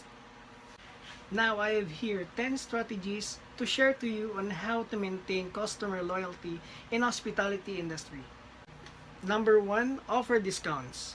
Provide discounts on products they purchase regularly, as well as products that complement prior purchase. Give discounts to students, senior citizens, and PWDs. Number 2, rewards customers. A customer loyalty program or rewards program is a customer retention strategy that motivates customers to continue buying from your brand instead of a competitor. Number 3, encourage referrals. When a potential customer comes to your business, they'll be more likely to trust you. After all, they know their friend or family member had a positive experience. Number 4, have a point system. Offer various type of reward points on purchases, status level, and other customer features. Make it possible for customers to receive points with partner companies. Number 5, gather feedback. Letting your customers know that you value their feedback shows that you are committed to consistently improving your service. Number 6, ask for reviews. Collecting reviews is a great way to turn these shoppers into long-term customers. It's an opportunity to turn your happy customers into brand advocates. Number 7, respond to feedback and reviews. If a customer shares a review, you should respond to it whether it is good or bad. This shows you are paying attention to what people are saying about you, your service, or your product, and that you value their thoughts and their opinions. You can use the feedback as a way to improve your service or your product. Number 8, show gratitude. A simple thank you goes a long way. Make it personal and customized. Number 9, maintain human connection. A whopping 79% of consumers says that interacting with a human is an important part of their experience. Even in the digital age, having an actual person available by phone or one-on-one interactions will be much more appreciated. Number 10, make yourself available. Whether a customer sends you a message on your Facebook, an email, a comment on your IG, or a note via your online chatbot, someone should be there to respond as soon as possible. Alright, that's all. Thank you guys for listening, and I hope you learn a lot and understand what I've shared about strategies on how to maintain customer loyalty in hospitality industry. Bye. Okay, thank you, Mr. Giancarlo Bisquera, for sharing what you have learned about strategies on how to maintain customer loyalty in the hospitality industry. As a matter of fact, loyalty in the business sector can act as a key differentiator in a fiercely competitive, digitally focused environment. Also, foster guest loyalty today. Businesses need to ensure that they meet guest needs and focus on value rather than price to attract and retain customers. Now, moving forward to our last speaker, may I ask that you give your attention to Ms. Rachel Cruz to discuss the relevance of social media and digitalization in the new normal. Let's give her a virtual round of applause.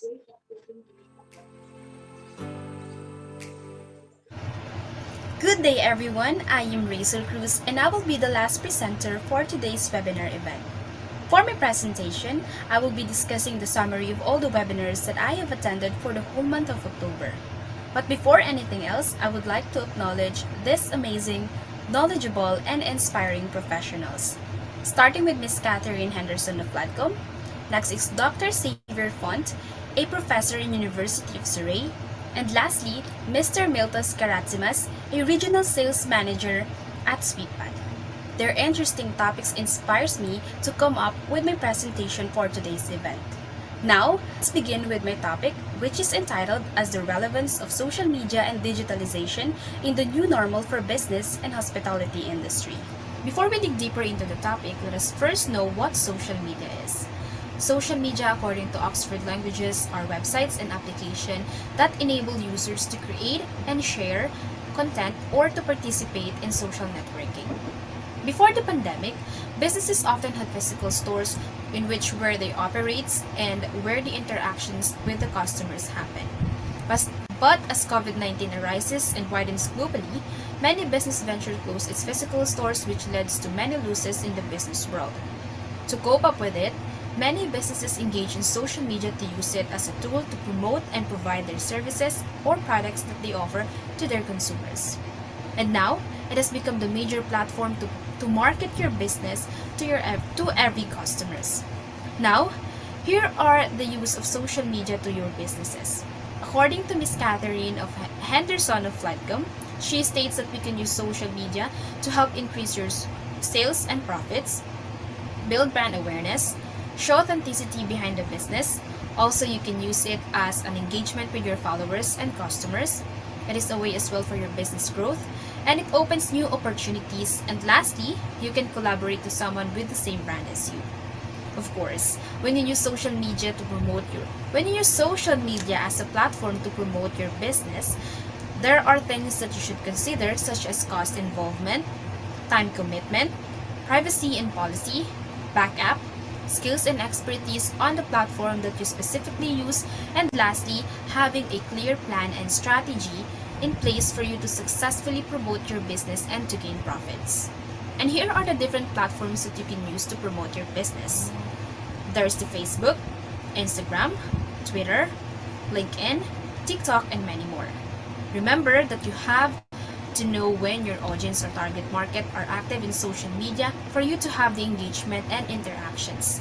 You can interact through DMs or direct message, comments, stories, and other uses of all available platforms. And remember, you remember to stay consistent with your content and treat your platform as your physical store. Be creative and unique for you to attract your customers' attention. Now, let's move forward to digitalization, in which, according to Oxford Languages, it is the conversion of text, pictures, or sounds into a digital form that can be processed by a computer. As for digitalization in business, it means the use of digital technologies to change a business model and provide new revenue and value-producing opportunities. It is a process of moving to a digital business. And its main purpose is to enable automation, increase data quality, and collect and structure all that data so that we can apply advanced technologies such as better and smarter software. According to Dr. Xavier Font, a professor in University of Surrey, he states that hospitality digitalization is more important than ever because hospitality technology trends make hoteliers look for advanced digital solutions to better manage all-in-one activities of their hotel at their fingertips. As for Miltos Karatzimas, a regional sales manager at Sweetpad, here are the benefits of using digital guest communication devices in your hotel room. And those are enhance the guest experience,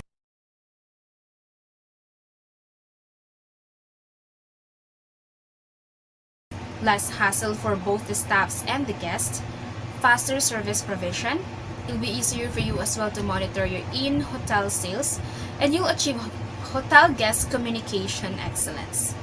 Low customer retention is one of the primary drawbacks that this industry has to overcome, and hindering the expansion of hospitality is possible because of the need for a higher level of safety, growing demand for healthy nutrition, and government regulations. But of course, no one knows when this pandemic will be totally over. That's why the hospitality trends will continue in the upcoming years. And here are some of the revolutionary hospitality trends in upcoming year of 2022 rather. Starting with smart rooms, which contains of wireless device charging, voice search, smart digital controls, voice control, facial recognition, tablet-based monitoring, smart mirrors, and concierge video chat.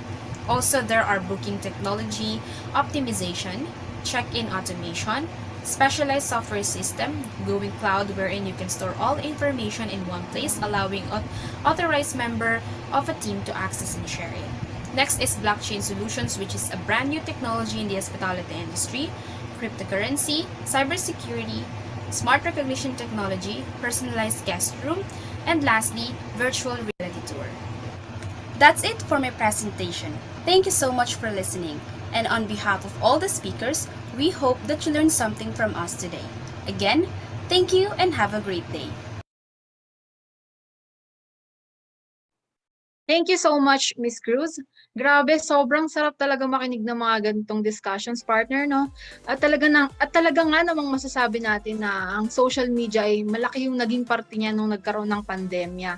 Kasi kagaya nga nung naunang speaker kanina, nabanggit natin na ginamit ng mga business owners yung social media para ma-reach pa rin nila yung kanilang consumers. And aside from that, napakalaking tulong din talaga ng digitalization sa ating industriya dahil mas ma-exceed natin yung expectations ng mga guests and mabibigay natin yung experience na deserve nila. Once again, thank you, Miss Cruz, and also thank you to all of our speakers. I hope all of us learned a lot about each topic they discussed. So, ayan partner, before we move on, now, flash on your screen is the third and final attendance code for the evaluation. Take this time to screenshot for it is a requirement to claim your e-certificates. Be reminded that this is a only one-time opportunity and also be aware that this code is in caps lock with a hashtag RECOVERY. Thank you. And now, partner, we will go ahead and take some time for questions. Just a reminder, guys, please be sure to type your questions in the comment box section. Oo nga, partner. I hope maraming natutunan ang mga participants natin. And so, antayin natin kung may mga questions sila. Huwag po kayo mahiya mag-comment, guys, if you have questions for the speakers para mas lumawak pa yung ating kaalaman today.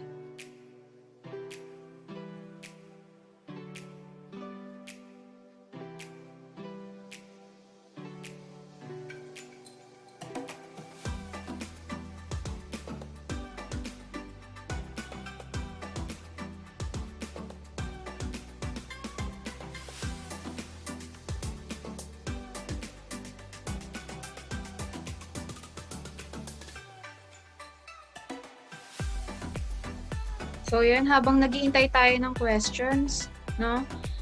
Gusto namin mag-thank you sa lahat ng mga nag-participate today.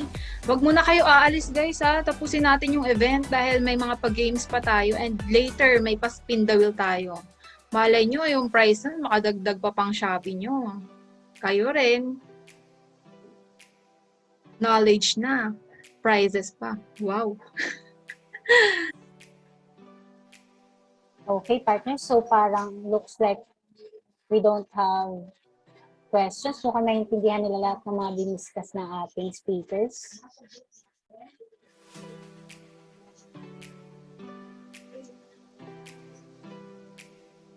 Ayun, may nag-comment na. So, may request, Mr. Lian, to please open your mic para po masabi nyo yung question. Hello po. Rinig po ako. Yes po, rinig po. Okay po. Good morning. May tanong po kay Mr. Arvin po. Paano niyo po masisigurado na ligtas ang bawat customer na papasok o pupunta sa inyong restaurant or hotel po?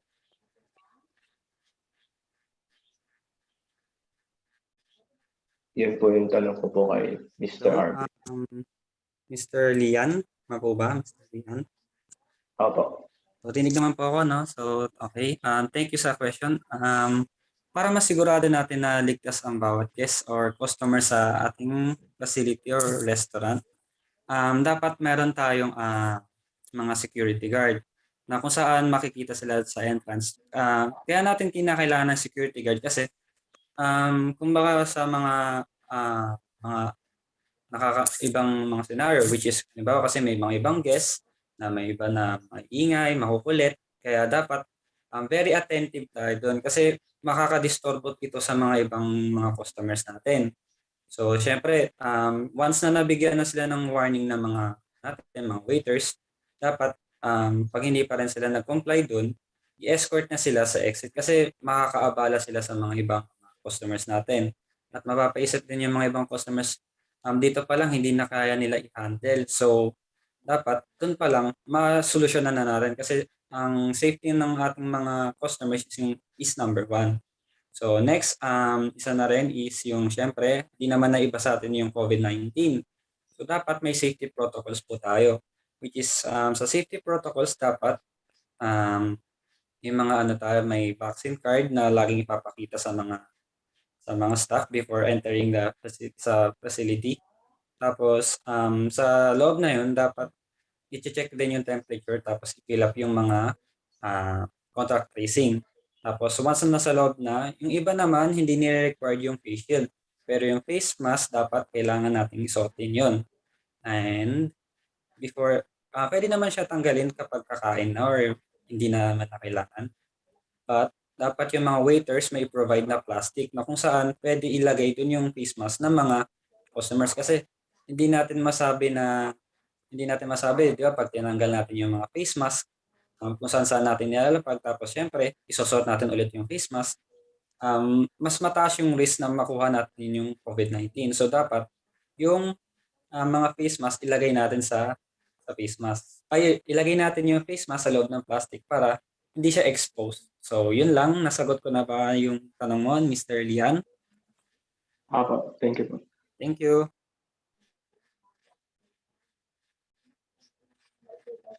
Okay, thank you, Mr. Arvin and Sir Lian.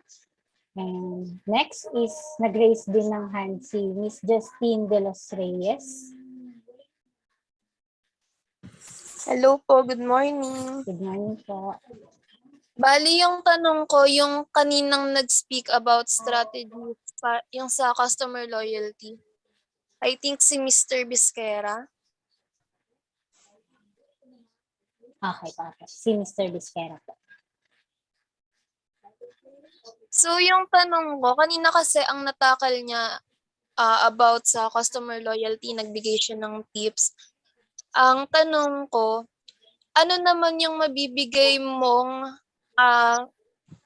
words of encouragement or tips kung paano natin makukuha yung loob ng customer natin? Ayan. Hello. Nakita ba ako? Ayan.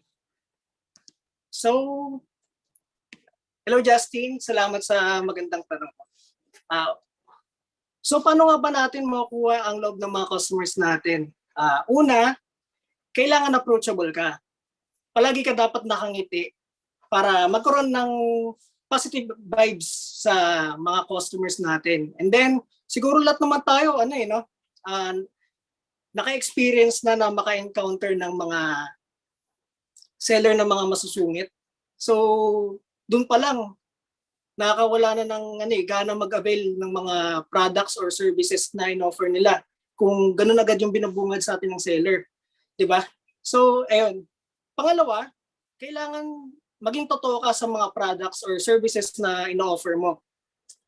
Sa experiences ko bilang nag-event coordinator at saka nagbabuy and sell ng mga sapatos at pagtitinda ng pares, marami na akong mga nakasalumuhang iba't ibang klase ng mga customers at saka clients. At sa mga bagay na natutunan ko doon ay kailangan maging totoo ka at alam mo mismo kung ano yung mga products or services na ino-offer mo. Kasi ang customer, bago sila mag-avail, maraming tanong yan eh. Pero hindi nila basta-basta i-grab yung mga ino-offer mo unless hindi nila nakikita na worth it yung product or services na ino-offer mo. At once na nasatisfy mo sila, matik yan, babalik-balikan ka nila. At possible din na i-recommend ka pa nila sa iba. Yun lang. Thank you. Alright, thank you, Miss John Carlo Bisquera. And mukhang meron ding tanong si Miss Azalia Kate Caldona. Hello, Miss Kate. Good morning po. Good I morning. have question po kay Miss Flor Larumbe po. Miss Flor, Paano nakakatulong ang market positioning sa isang business?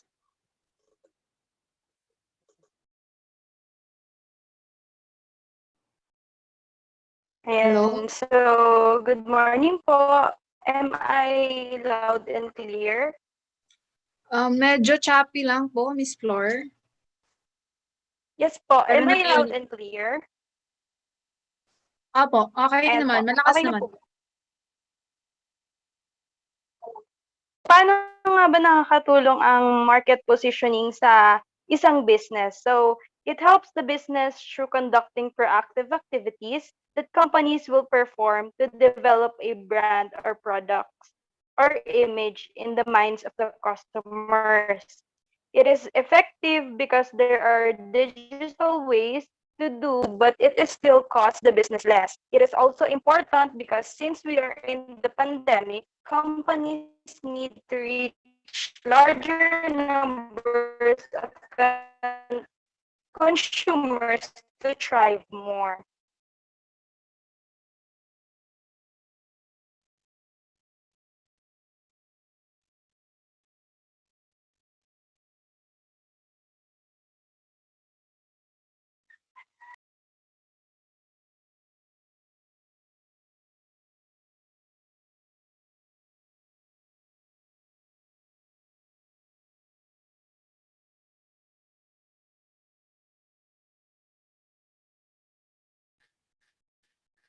Hello po?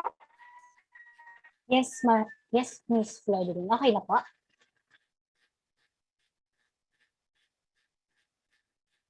Apo.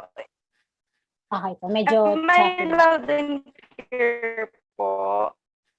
Yes po. Pero paano lang po yung babuffering lang po. Pero thank you, Miss Flor, for answering that question.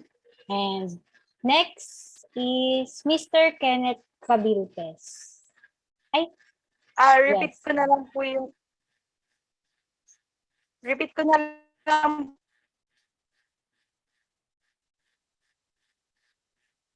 Apo. Do I need to repeat the answer po? Okay po, sige po. Okay po. Thank you po.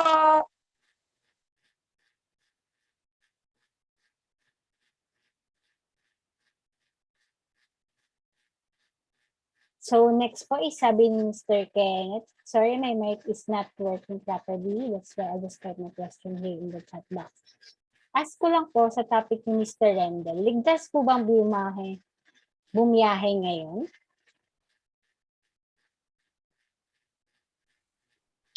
Well, yes, hello. Good morning po, Sir Good morning Rendell. po, Good morning. Thank you for asking, Sir Kenneth.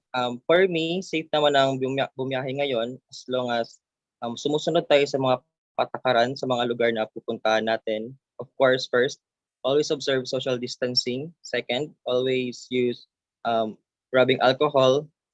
And then third, most especially, always wear of face mask and properly wearing them. Gaya nga ng topic ko for today, as long as we are a responsible traveler, safe naman ang bumiyahe ngayon.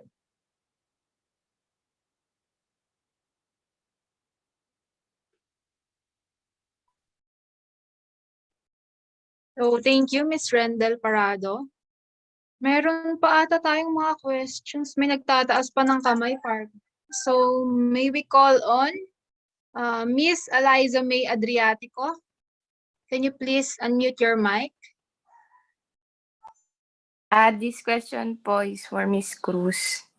Ano po sa tingin nyo yung pinakamadaling gamitin na social media platform para ma-promote yung business nyo? Thank you. Hello? Malinaw po ba? Yes po, Miss Rachel. Sorry, hindi ko ma-open yung cam kasi I'm having internet connection problem. Pero to answer the question, I think lahat naman ng existing social media platform is accessible to use para ma-promote mo yung business. And I think it depends upon the business owner kung saan siyang social media platform mas familiar. And yung sa tingin niyang, yung target market niya, yun din yung madalas na ginagamit. But of course, to answer your question specifically, I think personally, I choose Facebook kasi these days feeling ko anyone who has access on the internet has Facebook already. That's why magandang starting point yon to use Facebook to promote your business. Lalo na kung nag-start ka pa lang since it's been generally used amongst many Filipinos. Ayun lang. So, sana nasagot ko yung tanong mo. Thank you.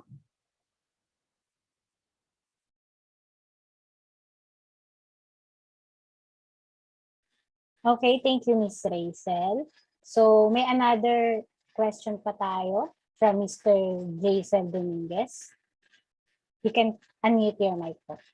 Hello po, good morning. Yung question ko po para kay Mr. Carl Wang. Ask ko lang po Mr. Carl Wang, paano po tayo makakaiwas sa investment scam po? Ayun. Hello, narinig ba ako? Opo. Ayun, thank you Mr. Jason Dominguez no, sa pagtatanong.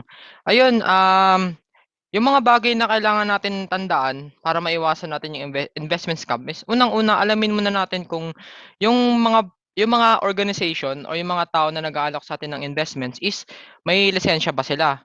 Kung accredited ba sila? Kasi marami diyang mga businesses na nag-o-offer ng nagbibigay ng mga magagandang offers. Nagbibigay ng mga parang napaka-imposibleng bagay na ng malaking kita sa maliitang oras lang. So, ngayon dahil doon maraming naloloko. Kaya ngayon pinakamagandang gawin talaga diyan is alamin natin kung totoo ba talaga sila, kung legit ba sila, kung tunay ba silang may lisensya, kung accredited ba talaga sila. Tsaka tawag dito, kadalasan kasi yung mga kumpanya kadalasan yung iba nagpo-provide sila ng documents pero peke. Kaya dapat kailangan din nating alamin kung legitimate ba yung mga documents na binibigay nila sa atin. Tsaka syempre kapag nag-offer sila sa atin ng mga hindi ka panipaniwala mga offers is magtaka na tayo. Isipin natin bakit sa iba ganito. Ang ganito lang yung kikitain mo. Samantalang sa kanila parang imposible na kikita ka agad ng malaking halaga sa maliit lang na panahon. So, ayun lang. Ayun na naman yung mga ways na para maiwasan natin yung investment scam. Yun lang, be wise lang, tsaka do some research. Ayan, para malaman natin yung background ng company. Yun lang. Thank you. Salamat po. Thank you, Mr. Carl B. Wang. So, partner, it looks like we've covered all of their questions. Is there anything else you wanted to cover before I wrap up? No, partner, I think we're good for now. So thank you to all our presenters for answering the questions, and also to our attendees, thank you for your cooperation. So now may we request the presenters to stay with us for a short time for the awarding of certificates. And to award this certificate of participation, let me invite Ms. Kate Cardona and Ms. Eliza May Adriatico from the Treats and Token Committee. Hello everyone. Thank you, Ms. Juna. To formally award this certificate, kindly allow me to read the certificates to you. To award these certificates, First City Providential College, College of Business Management, Bachelor of Science in Hospitality Management. This certificate of participation is proudly presented to Mr. Calvi Joshua, Ms. Fordlin Larumbe, Mr. Arvin Barba, Ms. Queenie Rose Lazaro, Mr. Rendel Parado, Ms. Jopel Ann Monterde, Mr. Ronnie Benaventura, Ms. Juna May Abellon, Mr. John Carlo Bisquera, and Ms. Rachel Cruz for participating in the webinar entitled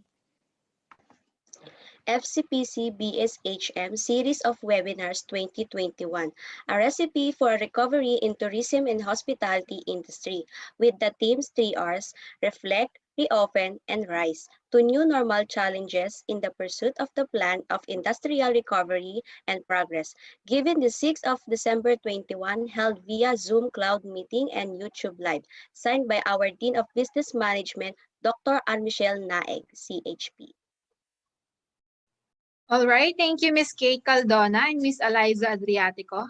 And now, may we please request our speakers to kindly turn on their cameras for our photo opportunity. Also, with Dr. Anne Michelle Naig, as she's present right now as well.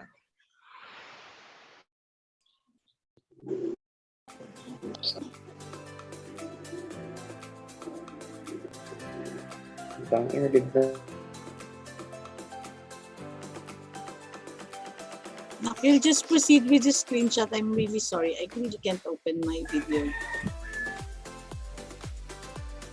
Okay po, ma'am. Alright.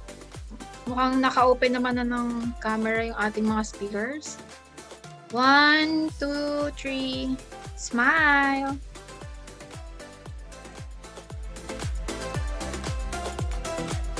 Okay.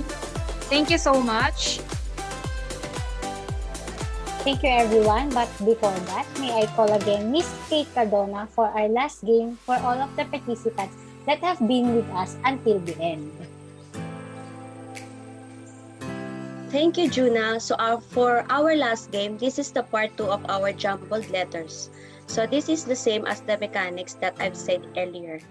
Number 1, rearrange the letter into one word. Number 2, comment the right answer and you'll be having a 50 pesos GCash. So, itong game na to exclusive muna sa Zoom meeting natin.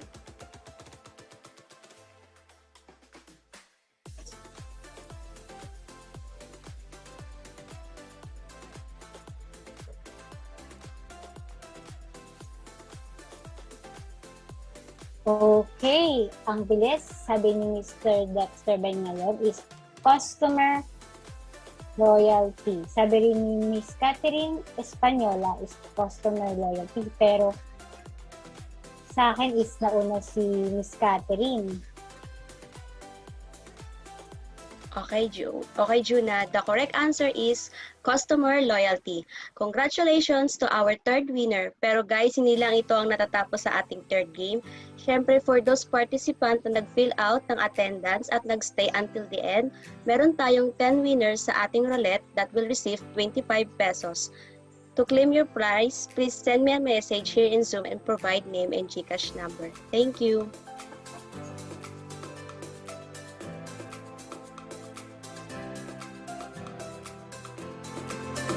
So, okay, ngayon mag-proceed na tayo sa ating roulette. Meron tayong 10 lucky winners. So, wait natin ang ating technical committee.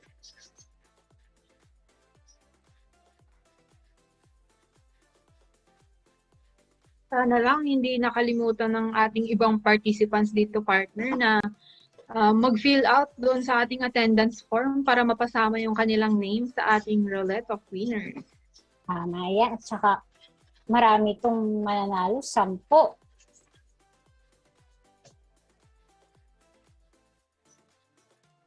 Ayan.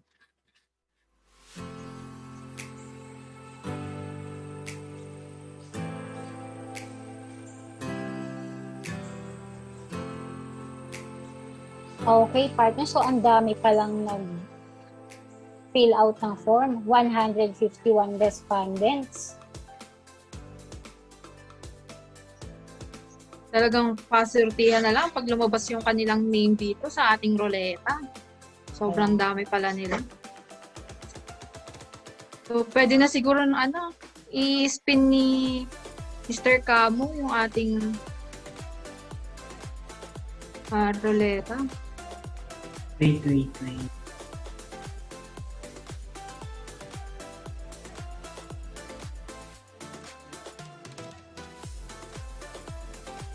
Okay, yung e-certificate po is ipa-flash po namin mamaya right after po ng closing remarks.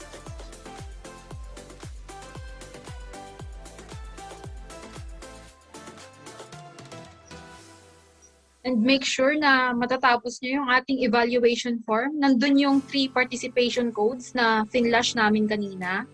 So sana na-take note nyo yun, guys, kasi kailangan yun para maklaim nyo yung inyong e-certificate.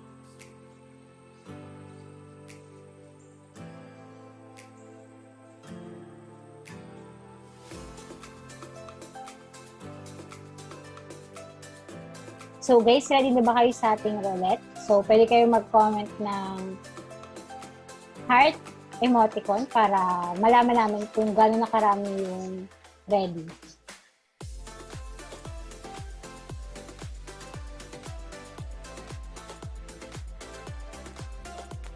Okay na guys. Okay. So, ayan. Sige, Mr. Camo, you can spin.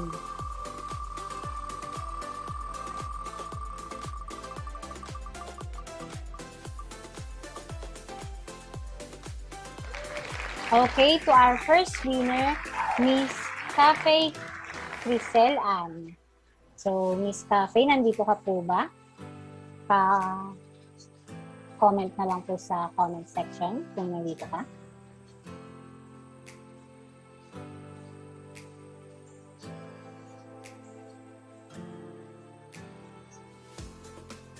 Guys, paalala lang po ulit na once po na napili yung name nyo, kailangan po mag-comment kayo para makita po namin na hanggang ngayon, dito sa event na to is present pa po kayo. Pero pag hindi po, i-draw po natin ulit again yung wheel. So, Mr. Camo, mukhang wala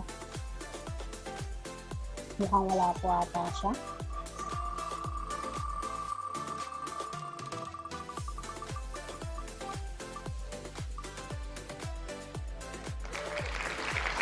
Okay, congratulations to Miss Basa Paula Alessandra. Nandito ka po ba?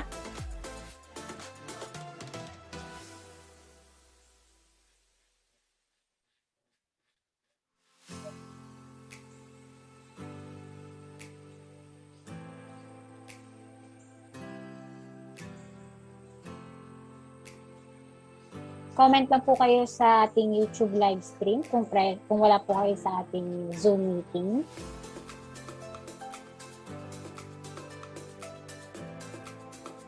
Ako, partner, mukhang wala ata ulit itong ating second winner.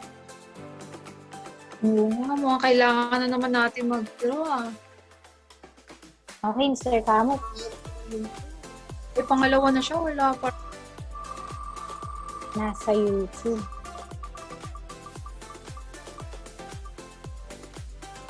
Okay. Nandito po pala si Miss Paula Alessandra sa YouTube. So, bali, i-email ka na lang po namin, ma'am, based dun sa registry, sa attendance link na sinagutan niyo po. Thank you. So, our second winner is Mr. Ferber John Clarence. Okay, Mr. Ferber, nandito po ba kayo? Present pa po ba?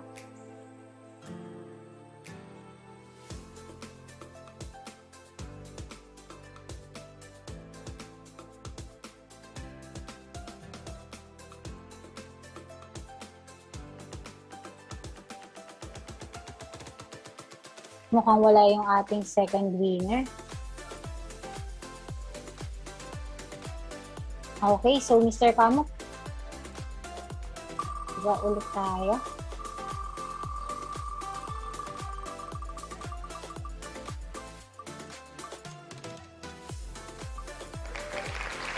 Si Miss Abrao Risanel. Miss Abrao, nandito po ba kayo?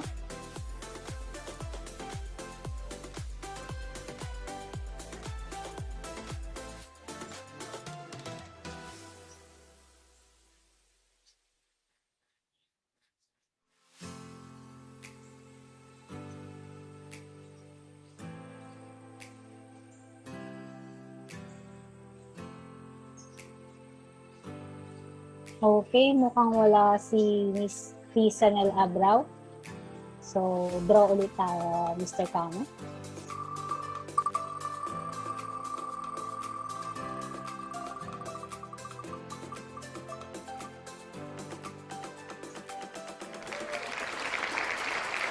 So, second winner is si Sir Jeji Rafael. Mr. Jeji, present po ba kayo?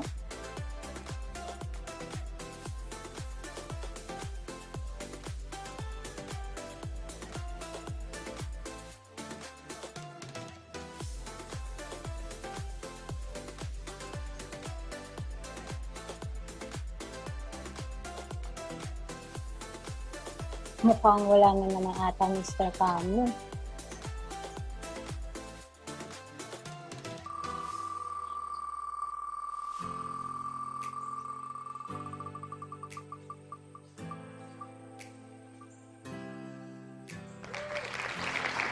Si Sir Kapili Ed Joshua.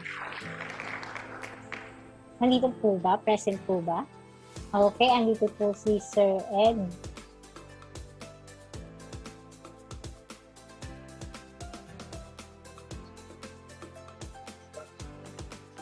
Okay, bali, nandito daw po si Miss Rizanel. Meron na po tayong 3 lucky winners. So, meron pa po tayong 7 na natitira.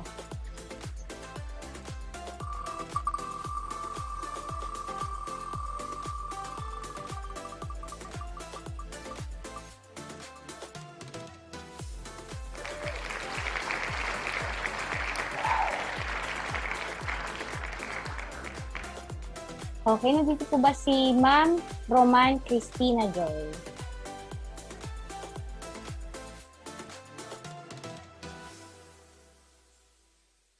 Ma'am Roman? Nag-comment siya, Judes. Ayan, okay. Bali si Sir Rafael, nag-comment naman dito sa ating YouTube live. Nandito daw siya. So, meron na tayong 5 winners. So, 5 na lang po yung natitira.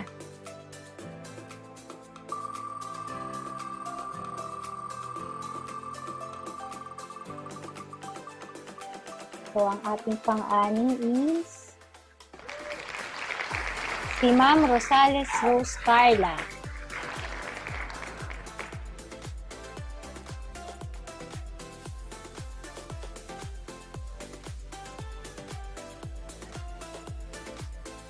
Okay, sabi po ni Miss Praise, prayer reveal naman daw po sa mga nanalo sa roulette.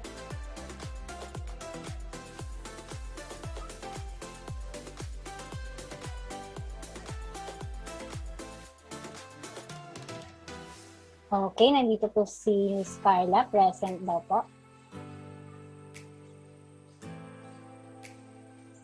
So, si Sir Ferber naman po is nag-comment ngayon sa YouTube. Nandito na din daw po siya. So, meron na po tayong 8 winners. So, this is our 9th winner. Si Mr. Sahagun, Stephen James.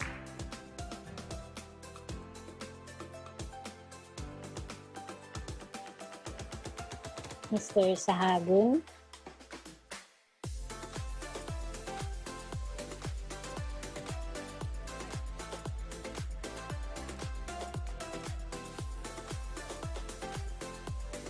Okay, mukhang wala si Mr. Sahagun. So, another draw tayo.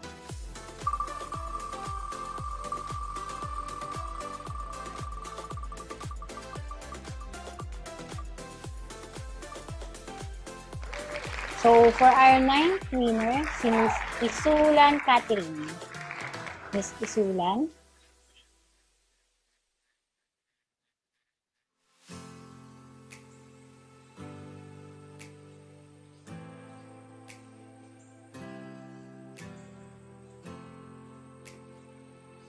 Miss Isulan, nandito po ba kayo?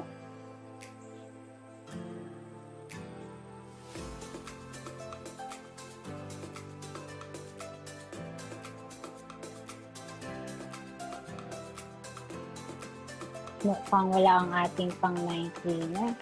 Magdodraw ulit tayo, Mr. Camu.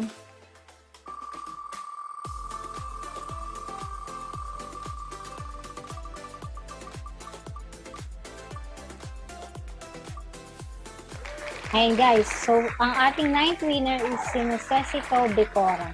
Miss Becora, nandito ka po ba? Galaw na lang yung baso. Joke. Yes po, nandito po ako. Ayan po, congratulations po. Ikaw po ang ating 9th winner. So, last winner. Ayan. Sino kaya ang ating lucky winner?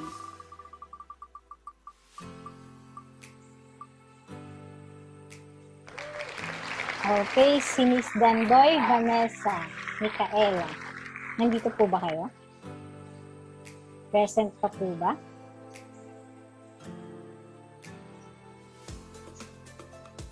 Pwede po kayo mag-comment dito sa Zoom or sa YouTube live po natin. As of now, meron po tayong 49 viewers sa YouTube. Good morning po.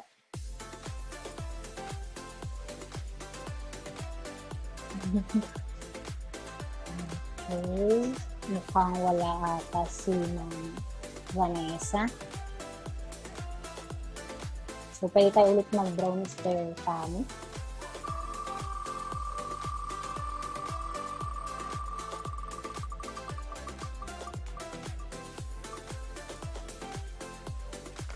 Last is si Mr. Ranke Jeremy. Nandito po ba kayo, sir? Pa-comment na lang po ng heart or present.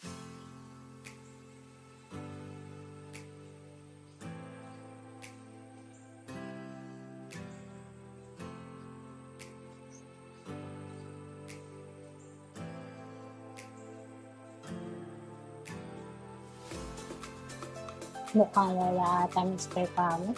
Kailangan ulit natin mag-draw.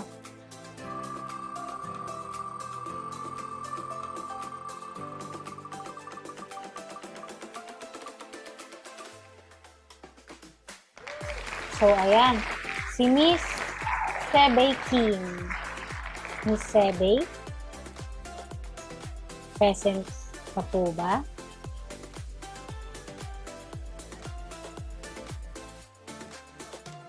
Pwede po kayo mag-comment sa ating Zoom and YouTube live.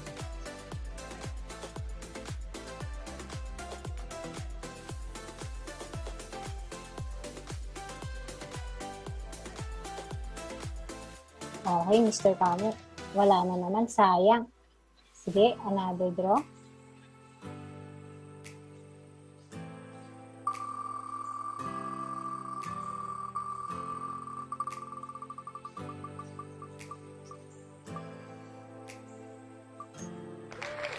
So, ayan, si Miss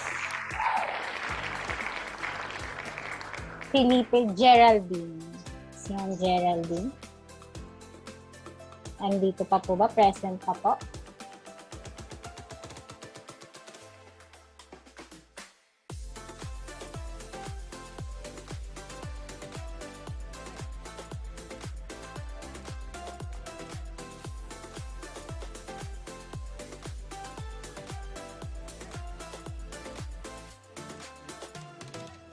Miss Geraldine. Kung nasa YouTube live ka po, pwede pong mag-comment ng present or heart.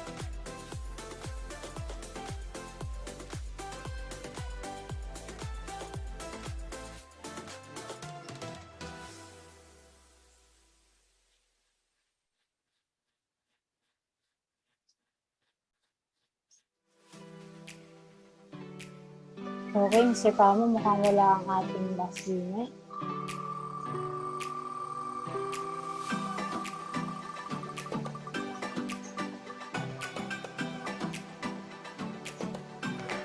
So, ayan, si Mr.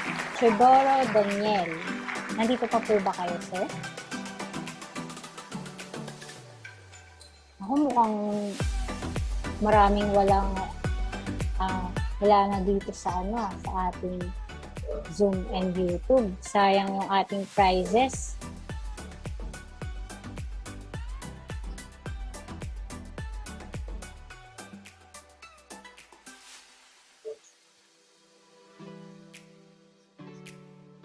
Okay, draw po ulit tayo, Mr. Kang.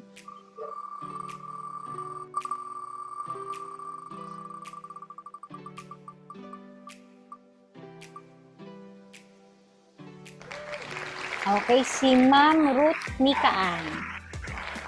Ma'am Ruth.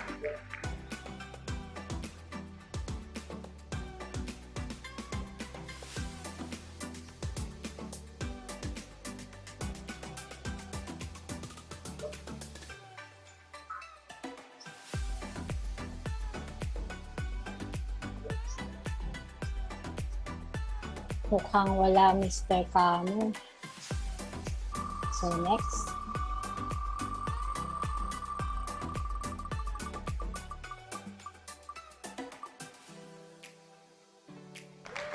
Yan, si Miss Rodriguez Abigail. Nandito po ba kayo, ma'am?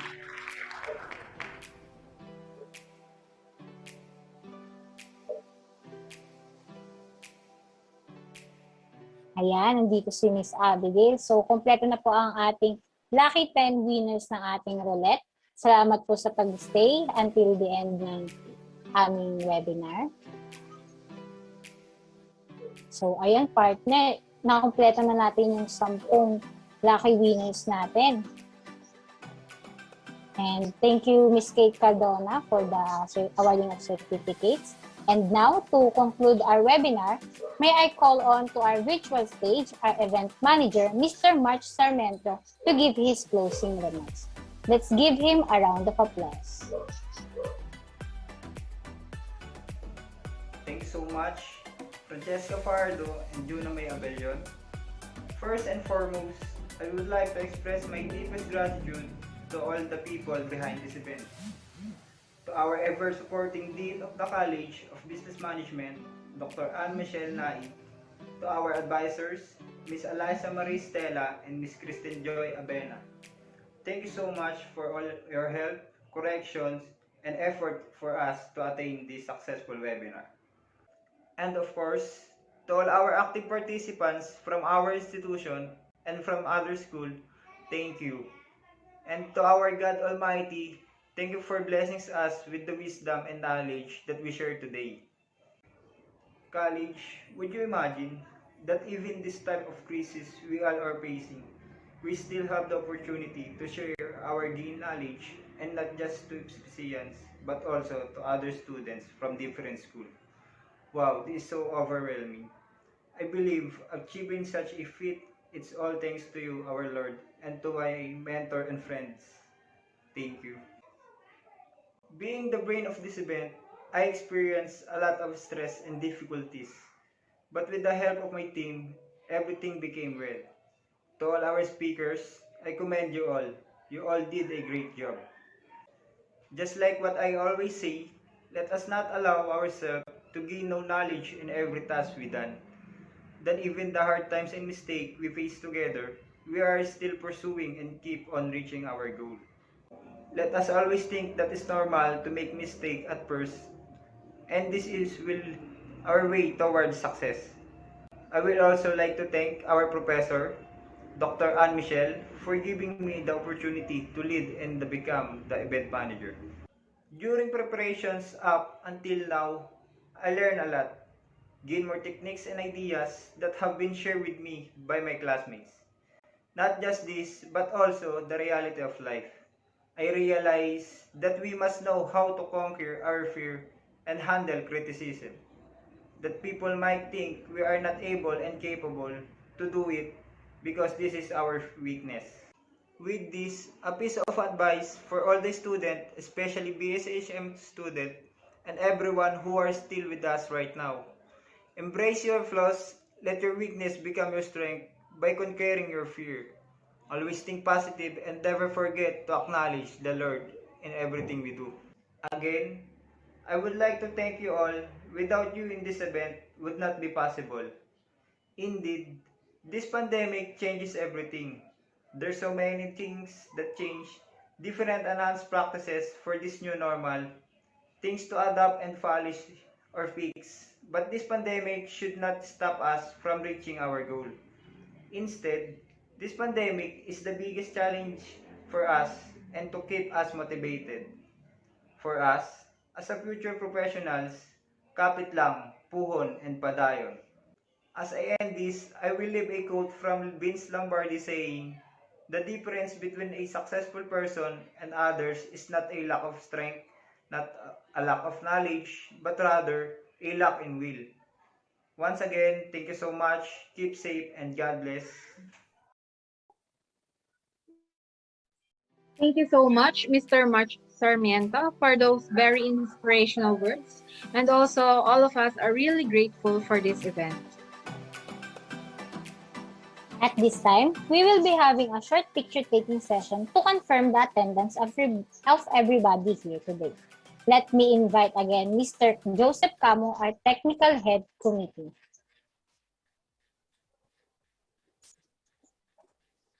Okay, you can now open your video cameras.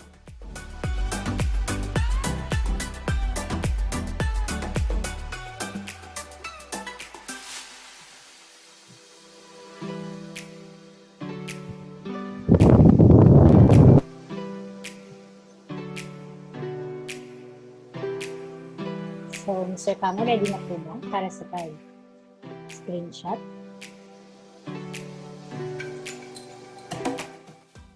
Okay, game. Okay, for our first slide. 1, 2, 3, smile. Okay, for the second slide.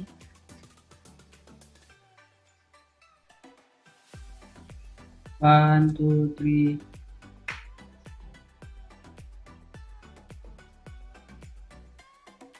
Third slide na. Third slide. 1, 2, 3.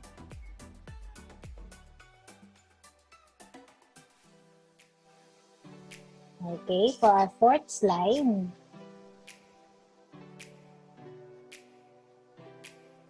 One, two, three.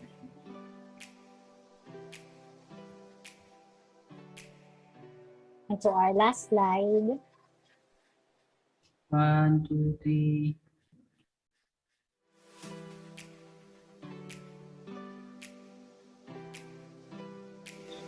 Goodbye. Okay, that's all.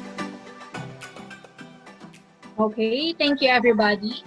Once again, I would like to thank everyone for making this event possible. I would also like to remind everyone to kindly fill out our evaluation form, which will be posted in our chat box. And that, ladies and gentlemen, concludes our webinar for this morning.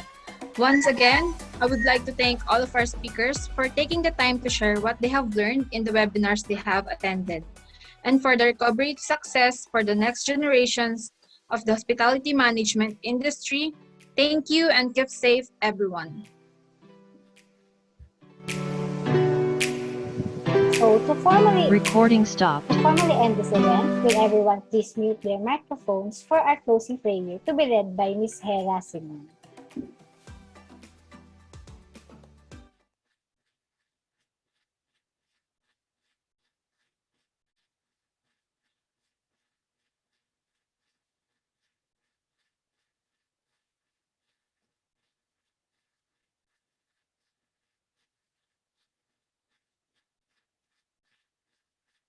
Let's bow our head and place ourselves in the presence of the Lord. Dear Heavenly Father, as we come to the end of our time together, we thank you for what has been accomplished here today. May the matter discussed serve as a catalyst to move us forward and cause us to advance and see growth in all areas of our lives. May we live here recognizing you are the God of all wisdom and you are willing to lead us forward. This we pray in the name of the Lord Jesus. Amen.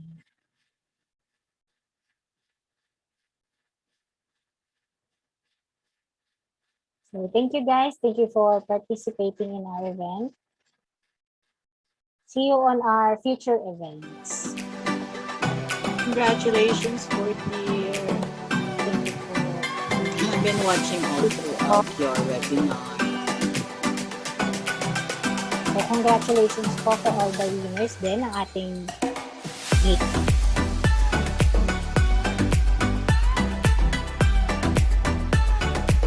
Five working days po. And just make it sure, Juna, that everybody will be filling out the evaluation through Google. Yes. Without that evaluation, they will not be given certificate. Yes po. And wag niyo po kakalimutan yung ating 3 attendance codes. Yan.